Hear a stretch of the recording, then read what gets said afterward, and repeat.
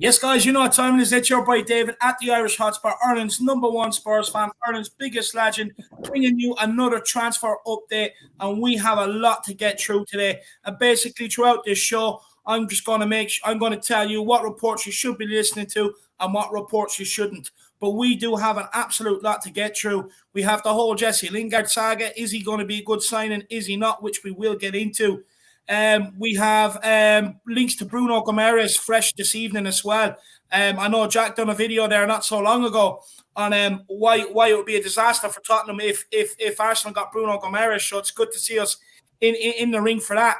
Patrick Schick as well. We've been linked with Gianluca Scamacca. With the midfield hunt, we've also been linked with Kessie and this young lad from Roma. Again, one that I'll be getting onto. And then also a bit about the Adama Traore situation. It was linked that Chelsea and Barcelona in recent days linked with moves from. We'll be getting into that. And then also what I really want to discuss tonight, which probably concerns me, I don't know if it concerns many others out there, but was Conte's quotes today about his transfer meeting. And I will be bringing up quotes that Pochettino made in 2019. And I think they're very, very similar. And should there be a cause for concern? And we'll also be getting into Steven Bergwijn, Ndombele, Dele Alli, and basically as well, should we be going for some of these bargain basement players or should we be aiming higher? So there is a hell of a lot to get through this evening. Hell of a lot. And of course, we are joined by co-host Jack, who done a magnificent job in my absence yesterday with Sean on the fan show. And of course, Mr. Spurs as well. But Jack, how are you keeping, my man? Keeping quite well, Dave. I'm actually quite excited by some of these transfer rumors. Of course, as always, they usually are just rumors, Dave. But, sometimes a boy can dream, a girl can dream. And so it is kind of nice to, be kind of rumored with such players that I definitely rate very highly. But looking forward to this conversation. It's good to have Mr. Spurs back, as you probably remember him from that excellent debate that he had on Kinnicky Ansme alongside Brian Daigle. Looking forward to what he has to say. It's going to be absolute vibes tonight, Dave. Yeah, honestly, I could see steam coming out of Daigle's ears. It was so funny. Very good debate, though. Very good debate, I have to say. Daigle, of course, we know is very well able to hold his own. But Mr. Spurs, how are you keeping, my man? Good to have you back on, brother. Yeah, it's good to be back on. Yeah, I'm keeping good. Just been released a video today talking about the Morecambe game and the Chelsea game tomorrow. Just been, on Twitter, reading the gossips and seeing who we're going to link to. And yeah, it's going to be very interesting to see who actually comes into Spurs and who actually leaves, because it's, we're linked to players over, and it's just going to be very interesting. So yeah, I'm good. No, look, that's why we're here. I mean, the transfer window is always a minefield, so it's up to us to kind of look. I'm not at it too long, but with what I can see and from my experience, what I think will be what is paper talk and what there could be actually credit to. But look, let's see what Irish Hotspur Harris Army we have in here with us right now. I mean, people are dying for transfer news. There's a lot of people in here early. Chem Mehmet, is that we're thinking about making really low bids for new players? Chem, he's furious right now, Chem. Is big up, Chem. Killian Kenny, big up David Harris. Good night. When you live again, please. Thanks. We are live again tomorrow for build up to the Chelsea game, my man. So we will be live for that and live again for the watch along to the big game tomorrow. Killian, I am getting your messages on YouTube, but for some reason, it lets me like them and stuff like that, but won't let me respond. And I don't know whether you have your comments turned off where I can't respond, but just to let you know, I am getting your messages. For some reason, it just won't let me respond, my man. Adam Clark, Tottenham on tour, Lingard on a free would be the definition of a Levy signing. Though Conte would make him better. No, look, we will get into Jesse Lingard for sure, Adam. I have my opinion, and I don't know whether people agree with me or not, but we'll see. Moondog, he says, good evening, big up Moondog. George Hill, Jack, you've completely sold me on Guimaraes. Levy should throw 50 million at them and be happy with this deal. Guimaraes is the truth. Absolutely love it. Absolutely love it, George. George. GCM James, can't believe Arsenal getting Vlahovic. Absolutely good. We should have sold Kane and got him. Big mistake. I'll be honest with you with the Kane part. All I'm going to say on that, Jamesy boy, is why would you sell what everybody else wants? To be honest with you, look, with Vlahovic, I don't think a done deal is anywhere near done with Arsenal. No way. Far from it, Jamesy boy. No. The regular, he says, evening all, big up the regular. Colin Turner, Arsenal get top 4 and Vlahovic, good night. Spurs will be done. Nah, look, trust me, Rob, it's just not happening. It is not happening. I mean, you couldn't even be first. Give me a break. Ben Kaufman says, evening, ladies and gentlemen of the jury. Big up, Benji Boy. I hope you're keeping well, my man. Chris says, evening, lads. Pitchforks at the ready for Levy if he fails to invest. People are waiting. People are waiting. Shmoo Van Spurs, I have been summoned by... I don't know what that maybe is. A golf symbol. Might be Truth Sets Yeah, Free. he said the Irish Hotspur is live. Big up, Shamu. Big up the Truth Sets You Free. Mr. Socrates is in the house. My man. Big up, ladies. 20 days TikTok. Time to build a squad. Hashtag back Conte. Absolutely love it, Socrates. Absolutely love it. What a man. And Brian, make sure you get me in your thoughts after tomorrow's game. So many is out there. Just send me in your thoughts. As a fan, like, just record them, send it to me, and I will put them up on the channel. Like you've seen a lot of people liking them, and the whole aim is just to give more people a voice. Vent your frustrations. If you want to gloat and wind up rival fans, just send them in. It's all good either way. It's going up. I absolutely love it. But big up, Brian. Zoe's in the building. Evening, Harris Army and Flat Cap Army. Big up, lads. Kane, the long shot is here. Let's go. Come on, you Spurs. Power Miguel Escobardo. Good evening, fam. Come on, you Harris Army. Come on, you Flat Cap Army. William McKenzie. Come on, the Spurs, please beat Chelsea. Big up, my man. Guys, Elias is in the building. Big up, lads. 2 legends and the best fan base on your fan base YouTube channel. Really appreciate that, Elias. Really appreciate that. Such kind words. William Kelly says, big up, everybody. Dietrich, Kane, Guimareas Scamacca, Adama, and Nico Schlotterbeck would be amazing. Yeah, certainly would be. Absolutely, Dietrich Kane. Dave, Dietrich knows his stuff. He knows his onions. So that sounds like, he's excited by some of these rumors.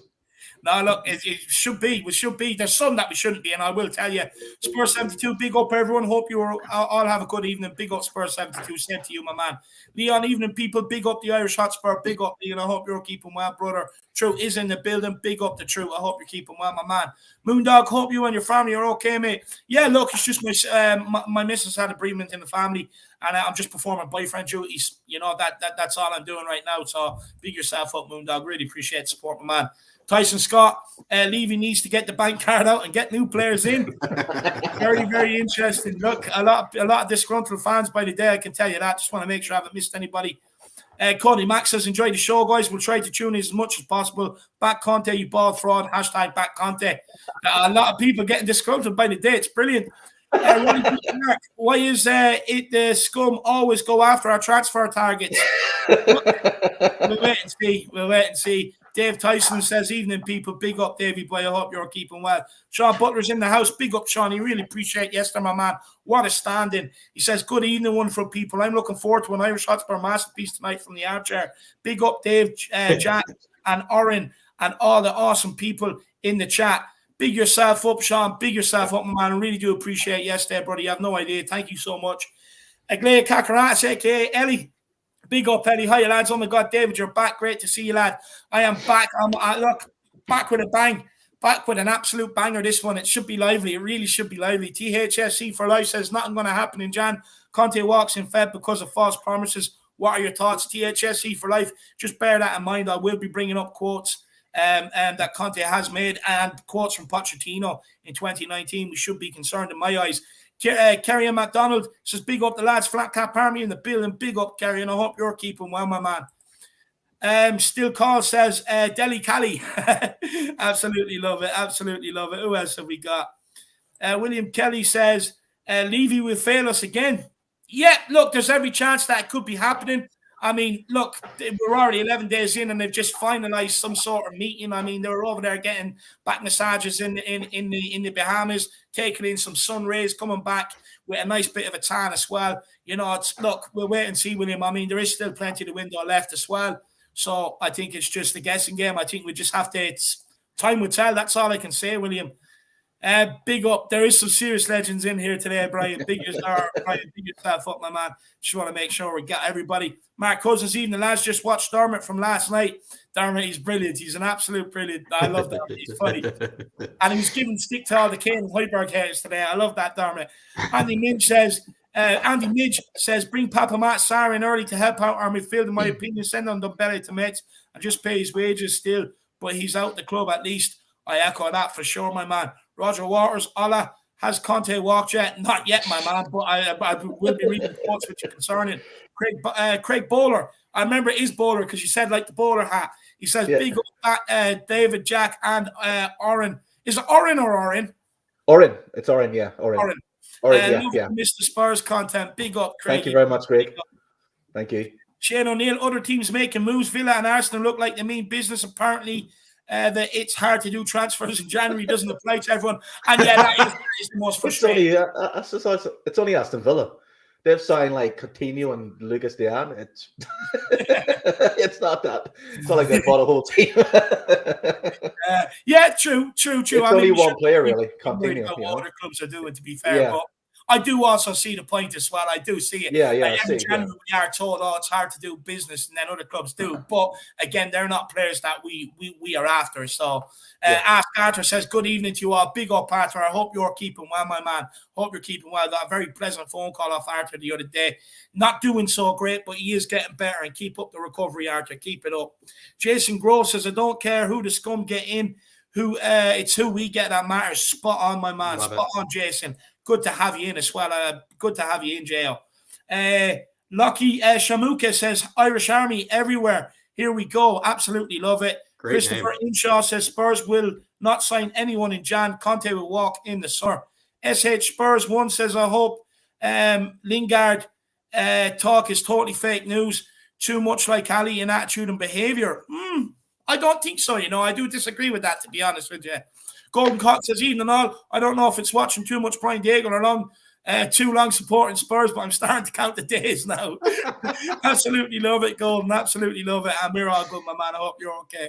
Big up, Golden. We'll take a few more and then we will get into it. Also, big up, lads and ladies. Come on, you Spurs. Big up, old soul. Wembley 1 says, despite all the hope that came from Conte's arrival, it's shaping up to be yet another classic Levy transfer window full of laziness, complacency, incompetence, and of course, penny pinching. Yeah, there's an element of it all, to be fair. Dan, if you haven't been absolutely popping yourself for our fixtures this week without Son Romero, are you even a Spurs fan? So true. Dyer is out as well tomorrow, just to let everybody know. Chris Agambar, big up, lads. We have Donny Rastelli, easiest and most effective solution at midfield is that Conte comes out of retirement. Levy would sign it off. That is a good one. Big up, my man. Paul McSherry, big up, channel member. January Spurs, Malfoy transfer moves happening. Don't mess with Conte. Come on, you Spurs. Absolutely love it. And Ellie says, love the Irish Hotspur. David and Jack is the best in the biz. It keeps me going through my dark COVID illness and was watching, but didn't have the strength to comment. But Ellie is back. Yes, absolutely love it, Ellie. It's good to have you back. The Tottenham community is a better place and a much happier place, and people smile a lot more with you in it. Stefan Grant says, big up, lads. AKA Gaming's in the building. Graham is here as well to join us. Big up, Graham. Philip Brady is in the building. Have we signed anyone yet? Not yet, my man. RC forward options needed. Tell that bald W 100%. Philip Brady, just be patient, my man. Look, I do think we will get 1 or 2. We just have to wait and see. We also have Kai Ballack in the house, Andrew Bailey as well, Paul Vambin, Derek Hutchinson in the building as well. Big yourselves up. Pete from the lane, my man. I hope you're keeping well as well. And we also have Chris. Conte walks, Levy gets chucked over off the skywalk. I'd say there's a strong possibility of that happening, and there'll be a long list to join you, to be honest with you, Chris. But look, right now it is only 11 days in. I see both sides, and this is the problem. Me, I kind of do lie on, like, look, let's start getting some business done. But look, again, we do have to call for patience. Seb Shah's in the house as well. Neil G, big yourself up.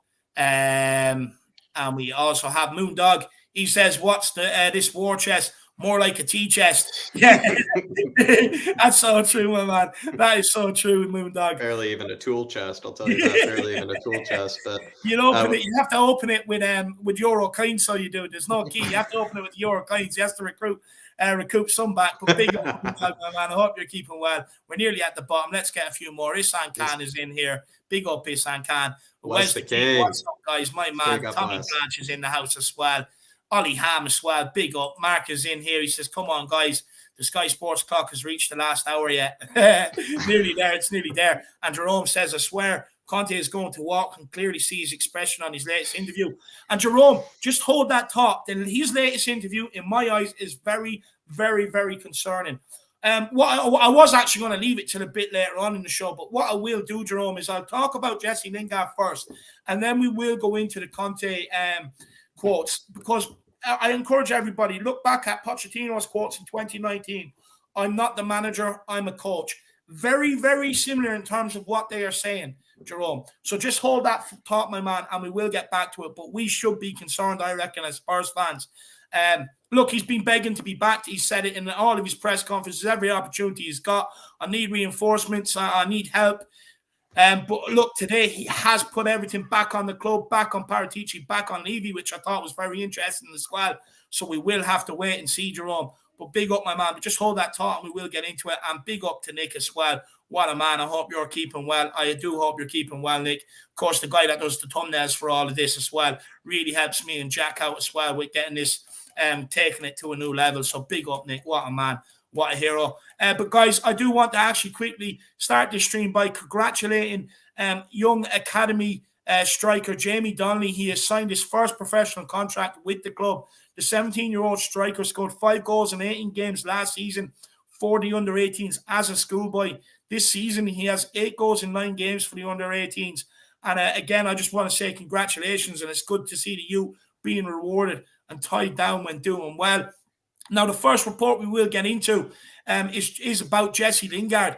Some of the reports basically is Tottenham Hotspur have reached out to Manchester United star Jesse Lingard's representatives over a potential switch to North London this month, who was out of contract in the summer as well. Lingard is yet to feature in the Premier League at all under interim manager Ralph Rangnick, and this is off the back of Lingard staying in the summer due to being promised more game time under then manager Ole Gunnar Solskjaer.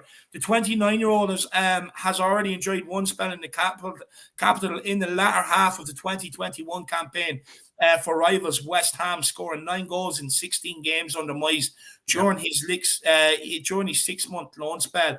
Lingard also played his way back into the international fold off the back of his performances for West Ham as well. But his career has since nosedived yet again back at United. There are lots of conflicting reports on this one, with many actually reporting we are looking to sign him on a pre-contract for the summer, and some also reporting Tottenham are looking to get a permanent deal done this January window. Tottenham have thrown their hat in the ring as one of a number of potential suitors. So we're not the only ones in there. Of course, West Ham will be looking to bring him, and potentially I think Newcastle have thrown their hat in the ring as well. But my quick opinion on this before we go in and get Jack's and Mr. Spurs is, do you know what? For me, this is a deal that could very well happen. He is surplus to requirements at United. His contract is up at the end of the season, and reports that Bergwijn could be heading to Ajax. For me, it just kind of screams that it could be a deal that might potentially does have legs to it. At this moment, if I am thinking of this from a perspective of this season and with a logical hat on, this could be a good deal this January. He's a proven Premier League player. He can offer versatility. He can also play across the front three, anywhere across the front three. And his ability to operate in either wings as well could actually become use in games like we've seen against Watford, where maybe Emerson doesn't have that quality when teams are just sitting back in their box, that maybe you could bring Jesse Lingard on for him where he might have that quality. And also, when you look at our bench, we don't really have any players that can change the game from the bench. So in an attacking sense, I feel he could do that. And he would provide good competition as well. He'll come here hungry. He will want to get back into that England team again because they do have the international. They have the World Cup coming up in Qatar. And with his loan spell to West Ham, he found himself back in the England team. And for me, I think he wants to do that again. And he might have to leave United to do that. So I reckon he will come here hungry, to be honest with you. Again, it's a deal this January that would provide short-term value, in my opinion. Because what it's doing, it's doing all the above. Like I said, it's providing competition for places. You can play right across the front three. It brings a game changer to the bench. Potentially, if he comes here hungry enough, he could force his way into the starting 11 as well. But I also think if we did go for this in the summer or sign him on a pre-contract, does it make sense for me? Probably not, because there's probably a lot of other targets that you would be able to, that would be available in the summer that might not be available here in January. But guys, let me know what you think. Do you agree with my opinion or not? I know a lot of people have a lot to say on this. So, Jack, what's your thoughts on a potential Lingard deal? I think he actually, to a degree, makes a lot of sense. I mean, I think first things first, you just have to say he does, satisfy the homegrown quota in case we do get rid of some players like maybe a Dele Alli that would, be a loss of a player in that homegrown quota. You can then replace him with someone like Jesse Lingard. And maybe furthermore about kind of Jesse Lingard versus Dele Alli. I actually feel like Jesse Lingard is actually a bit more versatile than someone like a Dele Alli. He can actually play probably across the forward line a bit more adequately, as well as just a bit more effectively than I think someone like Dele Alli. I think he offers a bit better work rate. I think he's also kind of a bit better actually when receiving the ball in kind of tight areas and tight spaces. He's actually kind of a bit, I would say, a bit more kind of like wiry, a bit more kind of lively than Dele Alli. It feels like Dele Alli, maybe since that kind of Dubai sort of exercise routine, Dave, he's kind of become a bit clunky. He's kind of become a bit slow on the ball, if you ask me. And also as well, my kind of biggest criticism I've always said with Dele Alli, Dave, is that he kind of, doesn't know what to do with it sometimes before he receives the ball, which is a huge asset sometimes when it comes to a midfielder,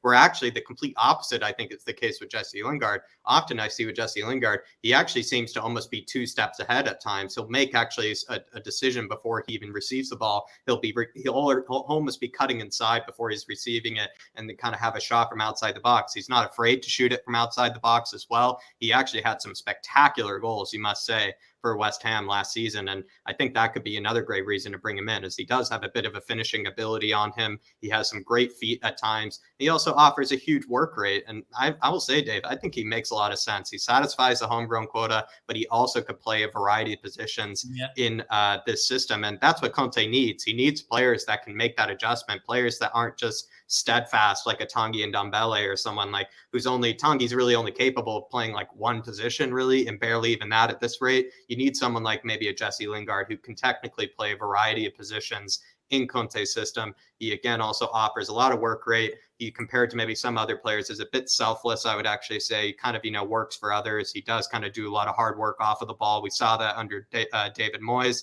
And to a degree, David, I think he's probably quite hungry still, because he wants to prove maybe Man United fans that he wasn't, probably worth dropping. And I think it actually makes a lot of sense, Dave. And again, I'll just say he satisfies that homegrown quota, which is important. No, absolutely spot on. I couldn't agree more with that, to be honest with you, Jack. Mr. Spurs, where do you stand on the whole Jesse Lingard deal? I think Spurs should have went for him in the summer. We both said it, that he did. He can play as a striker, and he can fill for Song. He can also fill for Moura, and he adds that attacking threat. He's part of that 3. Spurs, other than Song, Kane, and Moura, don't have anyone. We saw that against Morecambe. Whereas Jesse Lingard could come in, and he's good at running with the ball. He's good at, he's got pace as well, which Spurs lacks. And I think that, Spurs should look. I would prefer Jesse Lingard over Adam Traore, especially this month. Yes, he's 29, though. He could still, thankfully, because he hasn't been playing, he should still have the legs. Longer. He hasn't really got injured or anything, so I do feel that Jesse Lingard, Spurs should push it for January, get him in, fills the English quota, and just have backup. Because, like I said, he can be a backup for Kane, Song, Moura, and Spurs still have a lot of games. So it makes sense for Spurs to try and go for him this, and they'll be cheap, which is good, and that's what we want. And more English players. I've said it before. Spurs should look at getting more English players in than foreign players, but that's just my thought. No, absolutely. And look, first of all, everybody, there's over 258 in-house watching right now. Everyone, make sure you smash that like button. Make sure you smash that subscribe button if you are new. Content nearly every day on this channel. And guys, feel free to get your super chats in. It's always leads to great talking points, great discussions. And as well, if you have any questions for the panel, it's a great way to put them to it. But it is also a great way to help support the channel as well. Now, do not feel obliged that you have to. Do not worry. We will bring your comments up on screen as we go along. But they always do lead to great talking points, and it is a great way to support the channel. But look, with Lingard, the thing is, it's cheap. And I know a lot of fans are saying Lingard is not the solution. And by all means, long-term, he's not the solution. But can he help from January to the summer? Yes. My answer would be yes. And that's why I would bring him in right now, to be honest with you. Great point. But guys, what I do want to know, maybe one of you can answer this, just if you have an answer for it. What does Lingard bring to this team that maybe we don't have? Or what does he bring to Tottenham that we don't have? What can he add? What do you think for Spurs? Yeah, well, for me, watching Lingard play against West Ham, even for Man United, I think he's been harshly done to at Man United. He's a player that will shoot from outside. Spurs, I don't know what happened, but Spurs don't seem to have any players who have the courage to cut in and shoot from outside the box. So he offers that threat. Plus, he's got pace, and he's willing to run in behind. And in my videos, I've said that when it comes to the front three of Son, Moura, and Kane, it's only Son that runs in behind. Yeah. So I think that with Lingard being able to drop deep, as he has the pace, he can make runs in behind. That's what he offers. He offers something different. And Spurs, they don't have a plan B as such. Yeah. They really don't. And Jesse Lingard can be that plan B. And it will encourage players to, find him. And he's not afraid to, like I said, he's not afraid to pick up the ball, try a shot or two, get defenses, on the back foot. So I think that's what he brings to the team. He just brings that player who can do something out of nothing. He will take that, against West Ham. I saw some of the goals. It was like, wow, you wouldn't expect him. If that was a Spurs player, he would have looked to pass it on. But Lingard's like, no, I'm gonna take a chance and shot. I mean, against Spurs, Lingard pretty much single-hand ran Spurs ragged that season he played for West Ham, and the goal he scored, Spurs couldn't cope with him. I think that's what he'll bring to Spurs. And you know what? Sorry, I just want to say, bear in mind, that's if Man United will allow Lingard to go to Spurs. I was going to ask you that now. I'll ask you that now in a minute. I'll ask you that now in a minute. Yeah. But you do raise some very good points there, Mr. Spurs. Can I call you by your real name? Yeah. Go ahead. Yeah. So, look, you raised some good points because, to be fair, that's why Jose Mourinho liked Lingard at United, is because the runs he made in behind were very, very intelligent. Yeah. And that's why Jose Mourinho really liked them. But what he also will bring to Tottenham is we have too many players here right now who don't really care. They've lost their hunger, desire, maybe passion. I don't know what it is, but they've lost it. But what Jesse Lingard will bring is hunger, desire, passion. Yeah. He will want to fight for a first 11 because England is calling. That's why he went to West Ham. He got the call up. He was a part. And, with him being 29, this World Cup could be his last opportunity to get to a major tournament with England. So he will come here focused, and he will bring a very good mentality with him. That's 100% for sure. Question for both of you quickly. Do you feel like even you took a look at West Ham this season, even maybe this is like whatever your guys' answers could be, I don't know, but do you feel like maybe they're actually still even kind of missing him this season with Said Benrahma? He's done okay, but he's not exactly doing what Lingard did. You'd probably say Lanzini's just been kind of there forever and he's just a bit of an inconsistent sort of player. He's maybe further testament or further positivity about Lingard. He's probably actually still being quite missed maybe over at West Ham this season. Yeah, I think West Ham is missing him. Just because another thing that Lingard brings is speed. He's not afraid to pass and move. West Ham are definitely missing him. And Lingard, for me, it's a weird thing because at Man United he was an England team. Then whatever happened to him, he went like mental issues or his form just dipped. You know what actually happened to him, Graham, was his ma was very sick, which meant he had to take over the care of all of his younger siblings. Right. And he was doing that plus combining everything else he's doing. Right. So basically, they all moved in with him and stuff like that. And that's where things kind of went a little bit. And he did come out in the interview and explain all of that. Yeah. Well, there you go. I mean, he's got a level head. And another thing that he brings to the Spurs team is experience, which is going to be very beneficial. And that's the thing. And though, like I said, will United sell him to Spurs because, Spurs are, they're a threat to United finishing top four. But then again, United don't want to play him, which is interesting how United don't want to play him at all. Like, don't know what's happened there. But, I just think that West Ham are missing him. I think, in truth, any team that had Lingard in, starting regularly and the form that he was on would be missing him right now. Yeah, no, absolutely. Do you know what? Look, I do think it would be a very good deal. Like some people might question his mentality and stuff like that, but the whole reason why he did fall off at United is like you explained. Yeah, he had his young siblings to look after as well, so he is going to be grounded. He ain't coming here looking for a good time looking for a party. He's coming here driven. Yeah. I think that's what we should definitely take from it. Yeah. But like Mr. Spurs, like you were saying, there is a question as to whether Man United would be willing to sell Lingard to a direct rival for top 4. Do you think this could potentially prohibit any deal being done for Lingard? Yeah, because just the fact that's why I feel as well that if I wouldn't be surprised if it didn't happen in January, but the end of the contract, it's more up to Lingard in the summertime. It won't be up to United. And I think that's what United will do. And, Ollie brought him back and says, we're going to be the team and everything else. It didn't work out. And, I think it's going to be if Spurs get it over the line this month, cool. But summertime, I think they have a stronger chance because it will be up to Lingard then and not having to go through Man United. Personally, I don't think Man United would sell Lingard to Spurs in January unless it's a major 50, 60 million for Spurs to offer. So it's going to be interesting what happens. Yeah, and look, I do think they're potentially. This is one I genuinely would keep an eye on. I really would, to be honest with you. Look, it's cheap.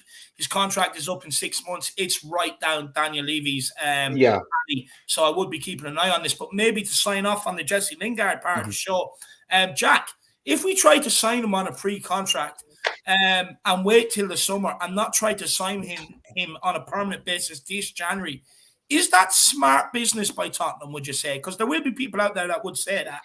Or is it just another example of maybe what Brian Daigle would say, Tottenham taking the cheaper option again? And would fans have every right to be angry considering he is surplus to requirements at United if we do not explore the option of bringing him in this window on a permanent deal? It's a great question, Dave.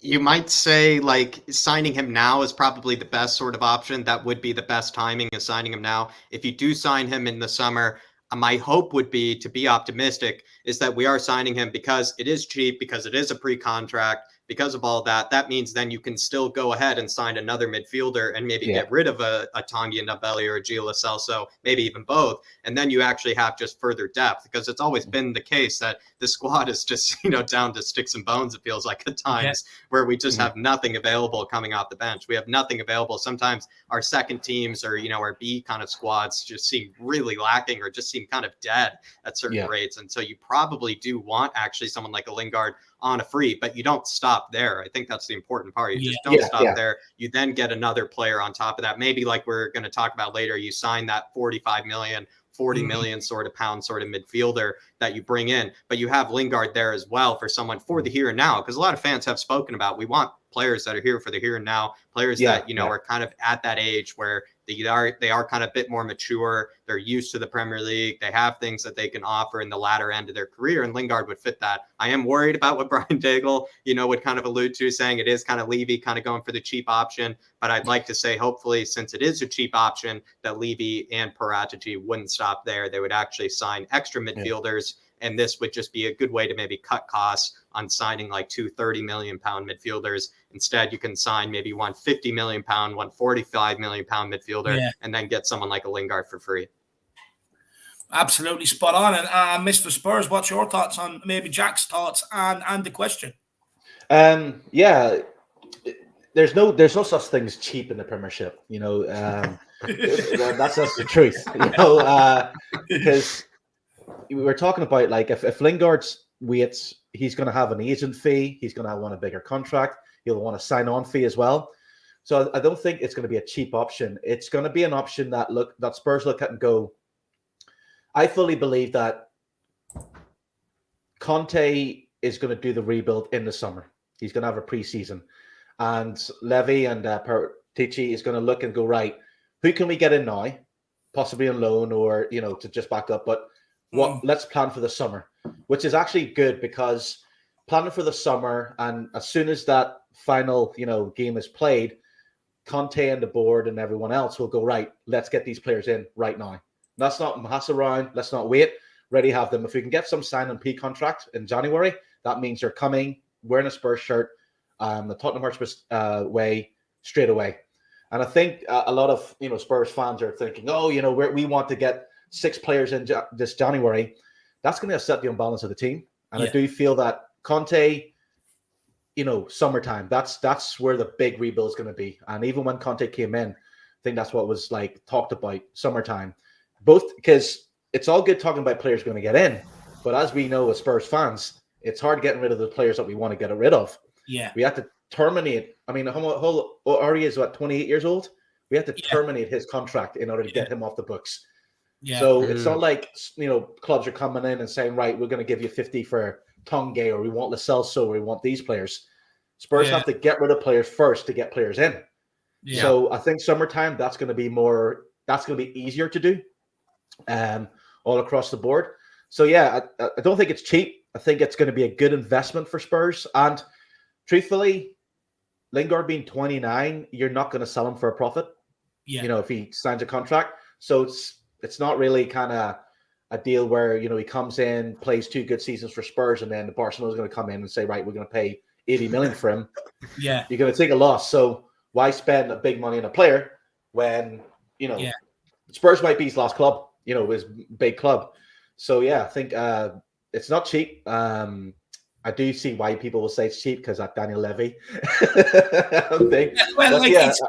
I think the reason why I say cheap, or people say cheap, is it's cheap in terms of having to go and spend that 40-50 million like that. Yeah, I can understand that. Yeah. If that means that 40 and 50 million can be spent on other places, that's even better. That's the main thing. So invest in the right way and invest in the right players at the right time, and that's what businessman Levy does always do. He does invest in the right time and invest in players. So yeah, I hope he personally, I think Lingard coming will be good for Spurs. Whether it's January, we don't know. But yeah, we'll wait and see. Yeah, no, 100%. I'm just back to what you said there, and look, it does make sense. It is logical that we do have to sell players to bring players in.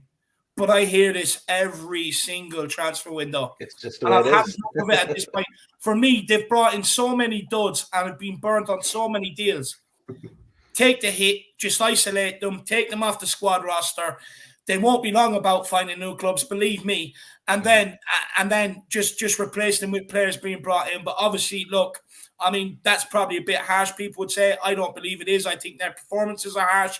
But at the end of the day, I mean, it is a business as well. So, look, I think it's more logical. But no, 100%. But look, there you go, guys.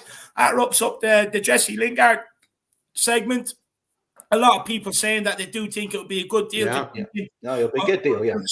So a lot of people are very, very happy if we do pursue that, which is interesting, very interesting. Now, the next part is Tottenham Hotspur are on the hunt for another striker to challenge Harry Kane. So here is the latest in our striker search. Reports over the last couple of days were linking Tottenham with a move for Patrick Schick, the Bayer Leverkusen striker, with Arsenal always also looking at potentially bringing him in. The Czech international has enjoyed an extremely productive season, though, so far notching 17 goals and 15 Bundesligas out in this term. But him himself has poured cold water on the news. So any more links you see to this, do not trust, do not believe. It's over and done with. He's not moving. He came out today in an interview and said, of course, it's nice to read when you are associated with the big clubs, but I'm really, really happy in Leverkusen. I want to go to the Champions League with Bayern Leverkusen. I love living in Germany at the moment. I am not thinking about another club. Everyone knows my contractual situation. I would never cause problems for a club by pushing for a transfer, which more or less puts an end to any rumours linking Tottenham with a move. So, guys, Patrick Schick will not be happening. Any more rumours you see to that, just completely ignore. Moondog with the super chat, my man. Really appreciate it. Says Lingard plays with passion and he can finish. Exactly, my man. Look, like we've already covered, he brings experience, clever runs in behind, which maybe we don't have. We've seen against Morecambe. I mean, I was screaming in it and watch wrong. Someone dragged them in behind. It's begging for balls in behind. They were happy to let us play in front of them. And no one wanted to do it. At least Jesse Lingard will provide that option. At least Conte can look at the bench and say, well, I do have a game changer on the bench. I can feel comfortable bringing him in, Moondog. So definitely 100%, my man. He'll bring passion and he can finish and everything else that he brings. But big up, my man. Everyone keep smashing that like button. Keep smashing that subscribe button. Over 300 in house. And feel free to get your super chats in and help support the channel. And they're a great talking point. So that's Patrick Schick. Another striker we are linked with is Gianluca Scamacca. Various reports the last few days linking Tottenham with a move for Gianluca Scamacca. Scamacca is a much cheaper alternative to one of the Lily White's other targets, Dusan Vlahovic. He's only 23. The Italian is a full international. He's netted 8 times in 20 games this season for Sassuolo and impressed in Serie A. Now, this is rumours, but he is. I actually don't know too much about the guy. I haven't really seen him, but he's supposed to be excellent in the air as well as possessing good link-up play. So for me, maybe he's a bit of a Peter Crouch, maybe. But what I will say is maybe keep a close eye on this one. Maybe not this January if we can't get him, but maybe next summer. Because the reason why I say keep an eye on this one is because, again, it's right up Tottenham Street. It's a lot of a cheaper alternative to Dusan Vlahovic. And this is my worry with the whole Vlahovic situation, that Vlahovic is the one you should be pursuing. But with Tottenham, what we do is we look at Vlahovic, we take all his attributes, put them into a database, and then we find the cheapest option with the same attributes. And now we've got Gianluca Scamacca. I'm absolutely fed up with this. I'm absolutely fed up with it. I mean, into the race for Vlahovic. But Jack, do you know much about this guy? I've seen actually one game. I've seen one full game that was a Sassuolo game, but then I've actually seen, at one stage a highlight reel where I think not a highlight reel of him, but I think it was like I watched some highlights one back of between him and Juventus. I think it was Juventus where Dave, he scored an absolute screamer, like an absolute screamer. One of the goals of the season, I would actually say that Scamacca has scored. Dave, you're absolutely right. From that game that I did watch, I believe it was against Genoa. Which seems to be that team that I always seem to turn on weirdly when I watch Serie A. But Dave, he is actually quite decent in the air. He also is. I wouldn't say Peter Crouch-like because, that guy honestly is built like a freak. I would say Peter Crouch. But in comparison, Dave, he is actually quite robust. He seems actually similar to Dusan Vlahovic in the case that he really likes the physical contact. You can tell that he really enjoys actually having like a defender on his back. He kind of likes, to be able to be, kind of bothered around. He likes to kind of cause, trouble. He likes the hold-up play. And also as well, like Sassuolo, they do play a beautiful brand of football. But when they do kind of come up against bigger teams, he is kind of that guy, almost similar to Peter Crouch in a regard, Dave, where he's just basically sitting right next to the center backs, just basically almost playing that Chris Wood, almost kind of like role for Sassuolo. And that's what I would probably say, Dave, maybe to a degree. He's actually kind of like a much more talented and has a much higher ceiling, given the fact he's 23, but is almost kind of plays like a bit of like a Chris Wood kind of sort of like lone number 9 for Sassuolo. He basically holds up the ball so that one guy, Domenico Berardi, who's that talented Italian international, can kind of come up and then kind of make plays off of him. He has great finishing. I think most of his 8 goals, Dave, have actually come kind of recently. The guy, I think, is actually on fire at the moment, so that's probably why we're being linked with him. But absolutely the aerial ability, and as well, I will say he has scored probably one of the goals of the Serie A season so far. So he does have a bit of a screamer on him. He has good hold-up play. All the things that you read off, David, are actually quite accurate from the game that I saw with my seeing eye, as well as just from some random Serie A highlights that I've seen so far as well. And Jack, do you know anything on his contract situation? Is there a release clause? How many years has he got left? Anything like that? I can check how many years he's got left, but I wouldn't know anything about a release clause. I really doubt there's actually a release clause, considering that, unless he signed a new contract under like maybe some sort of advisement from like his agent where there would be a release clause. I really doubt there is one. But let me just check how many years he has left actually on it. I mean, at the moment, he's also just very he's very achievable. His contract expires in 2025. So I think he is valued around something like 18 million or 15 million pounds, I think, Dave. So you think about him being his contract expiring in 2025, you probably have to fork over 20 million, potentially 23, 24 million pounds in order to really, get that signature. But Sassuolo, like a lot of Serie A clubs, Dave, they're not exactly cash rich at the moment. So they probably would take a 22 million pound bid. Sorry, Dave. Sassuolo, they produced Locatelli for Juventus, if I'm correct. Correct. And that one guy, that right winger that we saw in the Italian Euros, that guy Berardi, who's a great player as well, and they also play a beautiful brand of football, I will say, actually, Sassuolo. They're actually, I think, outperforming expectations, I believe, this season too. So, he is very gettable, but I think it'd be around 22 million. I think you probably have to pay for right now. I'm getting Pavlyuchenko vibes off this. Good in the air, good finishing, cheap enough. Getting Pavy vibes. But, Mr. Spurs, do you know much about this guy? And could you see him being a realistic target for Tottenham? Watch a couple of highlights. First of all, I just want to say Connor69, I'm from Bangor. Just want to give a shout out to him. Yeah, I've seen a couple of those highlights. The thing is, I've watched pretty much all the strikers of Spurs. Even, the thing is, what I think of is, if a striker's getting constant games wherever club he's playing, if he's always starting, why would he come to Spurs and sit on the bench? That's the big issue for Spurs, because But, Mr. Spurs, can I ask you just quickly? Sorry to interrupt you. Mm-hmm. But it only ever seems to be an issue at Tottenham. Only. Yeah. The reason why, though, is because Harry Kane doesn't seem to get a lot of injuries. And most teams play two strikers up on top. And those two strikers are not as good as Harry Kane, and so therefore, if you're a striker and you're playing consistently for your team, to then go to Spurs to know that you'll be in the bench. And I recall Pochettino talking about, is it Morata? Is it Morata who went to Chelsea? Yeah. The Spanish striker? Yeah, Morata, yeah. Yeah, Spurs were in for him. Pochettino called him and said, listen, I want you at Spurs. I think you'll be great. And he said, why? You've got Harry Kane.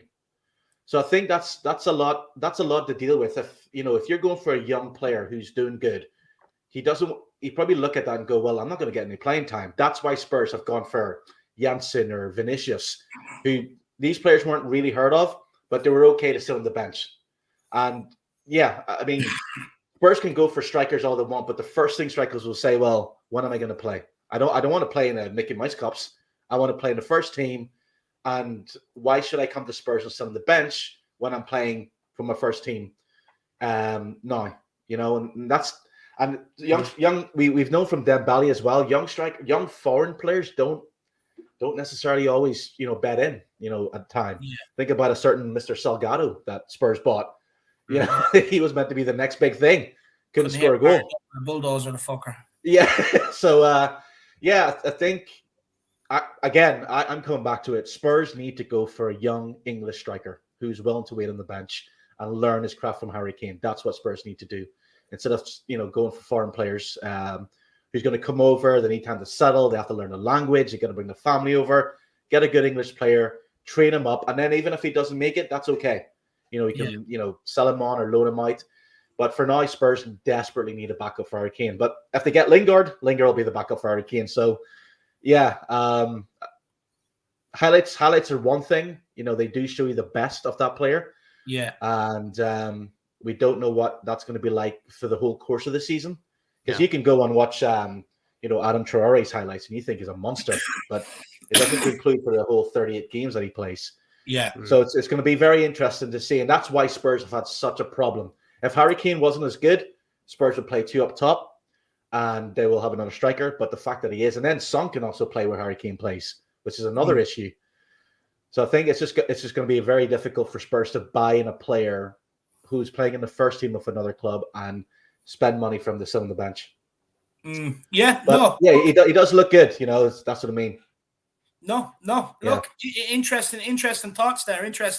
One that just popped in my head, maybe that you could try and do a deal for, maybe Luka Jovic. He'd be one that maybe you could get into a different option to Harry Kane as well. But Jack will take Jerome super chat here. I am sorry, but this is a disgrace. How we don't have a backup striker yet. Harry Kane is one game away from a big injury because we are overplaying him. Jack, what would you say to Jerome? I mean, it's true, Jerome. I mean, it is kind of a disgrace at this rate that we don't have a striker at this stage in time. I think what's kind of more concerning, Dave, is that we've seen potentially two players that could play that backup striker role that have probably failed at that sort of opportunity. We saw the likes of Dele Alli against, a League One side, play that backup striker role, and he was absolutely useless. And I would say at that backup striker role, according, I don't know, Dave, it seemed like something that a lot of Dele Alli fans were quite hopeful about to see. They wanted him to see what he would be like as that second striker. They wanted to see what he could do as that backup number 9. And he honestly was atrocious, for me as that backup striker. He just didn't know he just didn't look like he knew what he was doing in that sort of position. And then you also feel like Steven Bergwijn potentially could be that other alternative, but it's not like he's really too excited about playing, you know, under Antonio Conte at the moment. He doesn't seem to be too happy at Spurs, so that wouldn't exactly work out. And his first touch is also quite shocking as well. And that is actually a pretty important facet of a number 9, is to have a good first touch at least. And then also, I think, Dave, you know, maybe the other potential backup number 9 could be Lucas, but Lucas is already a starter. So then that's also then a kind of a bit of a problem. So Jerome, I don't know what to tell you. I mean, you're spot on, my man. I mean, it is a bit of a disgrace. We don't have a backup striker yet. And Harry Kane, he is starting to probably, you know, kind of reach those years, but he could actually end up with a pretty harsh injury. And the older you get, you know, the longer it usually takes to recover, you know, from these injuries as well. So I am very worried, Jerome. I mean, you're spot on. I don't have any hope or optimism for you, my man. You're just spot on. And you know what? I've listened to you. I've listened to your thoughts, Jack, and Graham's thoughts there as well. And listening to it, for me, I think personally it's a disgrace. I mean, look, when Llorente came in, I thought he'd done a decent job, you know. But since he's gone, we're talking Carlos Vinicius, and sometimes no striker. I mean, it's been an absolute joke. Every season you were essentially gambling. Every season going into it without a backup striker, you were essentially gambling. And although I hear Graham's points, and it is true, Morata did say that, why would I come to Tottenham when you got Harry Kane? I take that on board. But for me, it comes down to, I actually don't think Tottenham want to pay the money to get in a striker, or pay what it will cost to get in a striker to be back up to Harry Kane. And I think that's what's probably hindering it, in my opinion, because, I mean, you look at Chelsea, they got Lukaku, Timo Werner. You know what I mean? City, they just don't have any because Spurs wouldn't sell them our striker. You know, like you look at United, they've got Ronaldo, Cavani, Rashford, Greenwood can play there. I mean, there's plenty of clubs around Europe with 2 decent strikers. I mean, you look at Palace, they've got Benteke, they've also got Edouard as well. I mean, he still went there. So I definitely think we can get players of caliber in to be able to perform the backup duties. I just don't think we're willing to overpay for it, because I think Tottenham have looked at it and analysed it, to be honest with you, and it's like, it doesn't make sense us paying 25, 30, 40 million for a backup when how many games are they going to play a season? So, look, that's my opinion on it. But look, big up Jerome, my man. I really appreciate the support.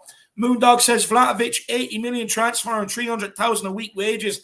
No way is Levy paying that. We all know that. Yeah, no, 100%. Look, as soon as I seen it, look, this is a guy I really like. And I was gutted seeing Tottenham with the links, because you just know it's not going to happen. I mean, you look at the price they're asking for. For me, I think it's a sort. I think he's the next Haaland, Harry Kane, sort of in that ilk where you know he's going to be a top striker for at least a decade. He'd be the perfect man to come in. He'd provide a complete different option to what Harry Kane could offer us.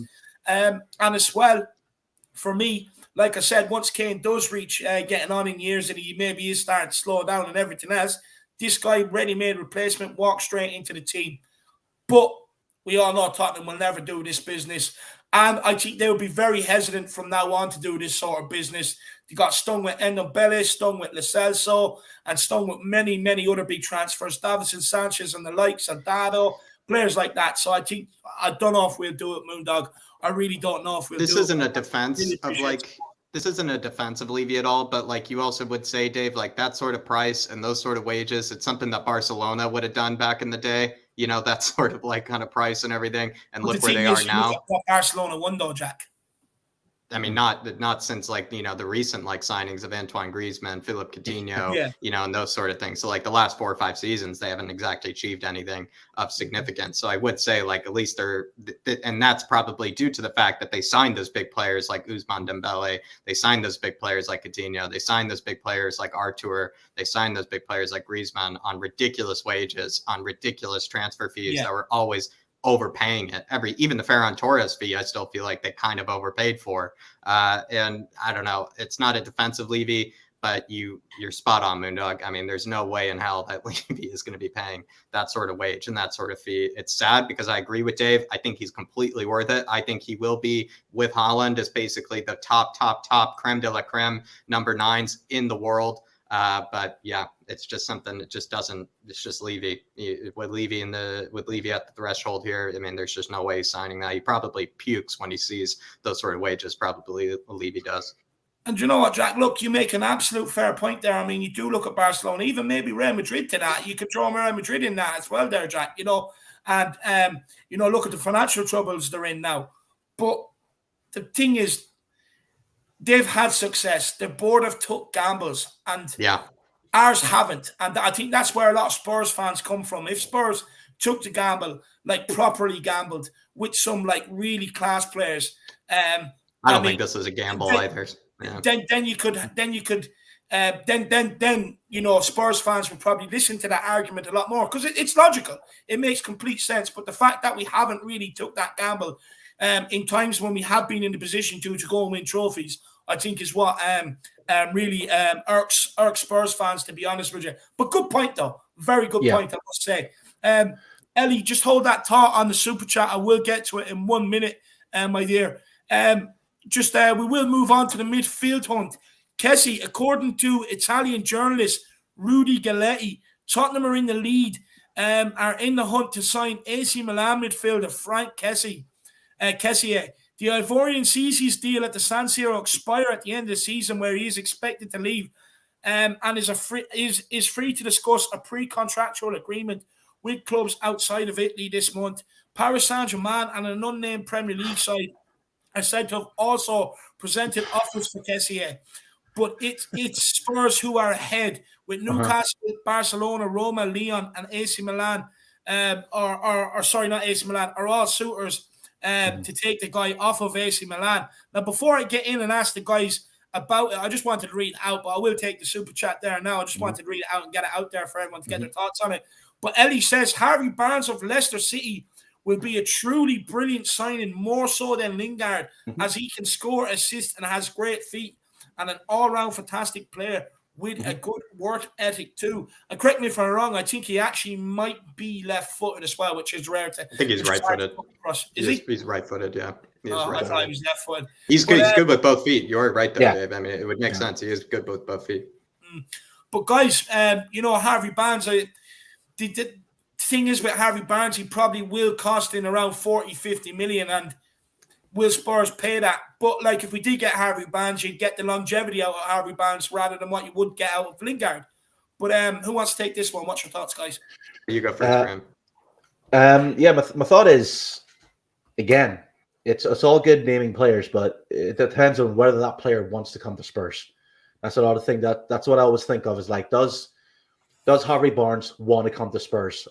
If he was given it, if Leicester accept the transfer bid, then yeah. But if you ask Harvey Barnes, does he stay at Leicester where he's comfortable, where he's playing, where he's getting regular time, and he's part of a team? Do you want to go to Spurs where you sit on the bench? As a player playing again, I'd pick Leicester, because you're going to get in that team. Whereas Spurs, again, Harry Kane plays most of the games, and just to touch on like Harry Kane getting injured, if you notice this season, Harry Kane hasn't been injured. Touch wood. I'm touching my table wood. I was going to say, don't be saying that. Don't be saying that. And I think the reason why is because Harry Kane is playing a completely different role than what he's previously. He's not being as forceful in the tackles as much. He's not spending his energy. He's not going all out. He's picking when to choose. So I think that's why he's not been, he hasn't been injured. No hamstrings, no ankle problems. And that's all he ever had, ankle problems with Harry Kane. And he's done something to rectify that. You can really tell. So with that, he's going to play and in big games and everything. So my answer to any, strikers who wants to come in, or fans who want strikers to come in, is like, does that striker want to come? That's the big issue. If Harry Kane wasn't there, Harvey Barnes will probably say, yes, get me on that pitch straight away. But do you know what? Again, I fully get what you're saying, but now that we're talking about Leicester and that, like, they have Patson Daka, Jamie Vardy, and that other guy, what's his name, Iheanacho. I mean, there's a foray of strikers that they have there. So if you pay the money and meet their demands. Yeah, if you take those three players, though, and you look at them, and consistently, you will say that those three players are needed for Leicester, because it does give them a different dimension in how Leicester play. Like Jamie Vardy's in his 30s now, Iheanacho. So if you look at Harry Kane last season, he got the top goals, and he was a Golden Boot winner. So he scored more goals than all those three players put together. So that's the difference. Like I said before, if Harry Kane wasn't as lethal as he was, then yeah, sure, Spurs definitely need it. Jamie Vardy's lethal though. Yes, he is lethal, but he's coming on of age. You know, he's I think he's in his 30s now, and he's definitely coming on age. So those, and I think Harvey Barnes get to play. He plays on the right sometimes, or maybe on the left. So Spurs have Son and Moura. So it's not even a case of just bringing them in to replace Harry Kane. It's like, okay, Son gets injured very rarely, and Moura doesn't get injured.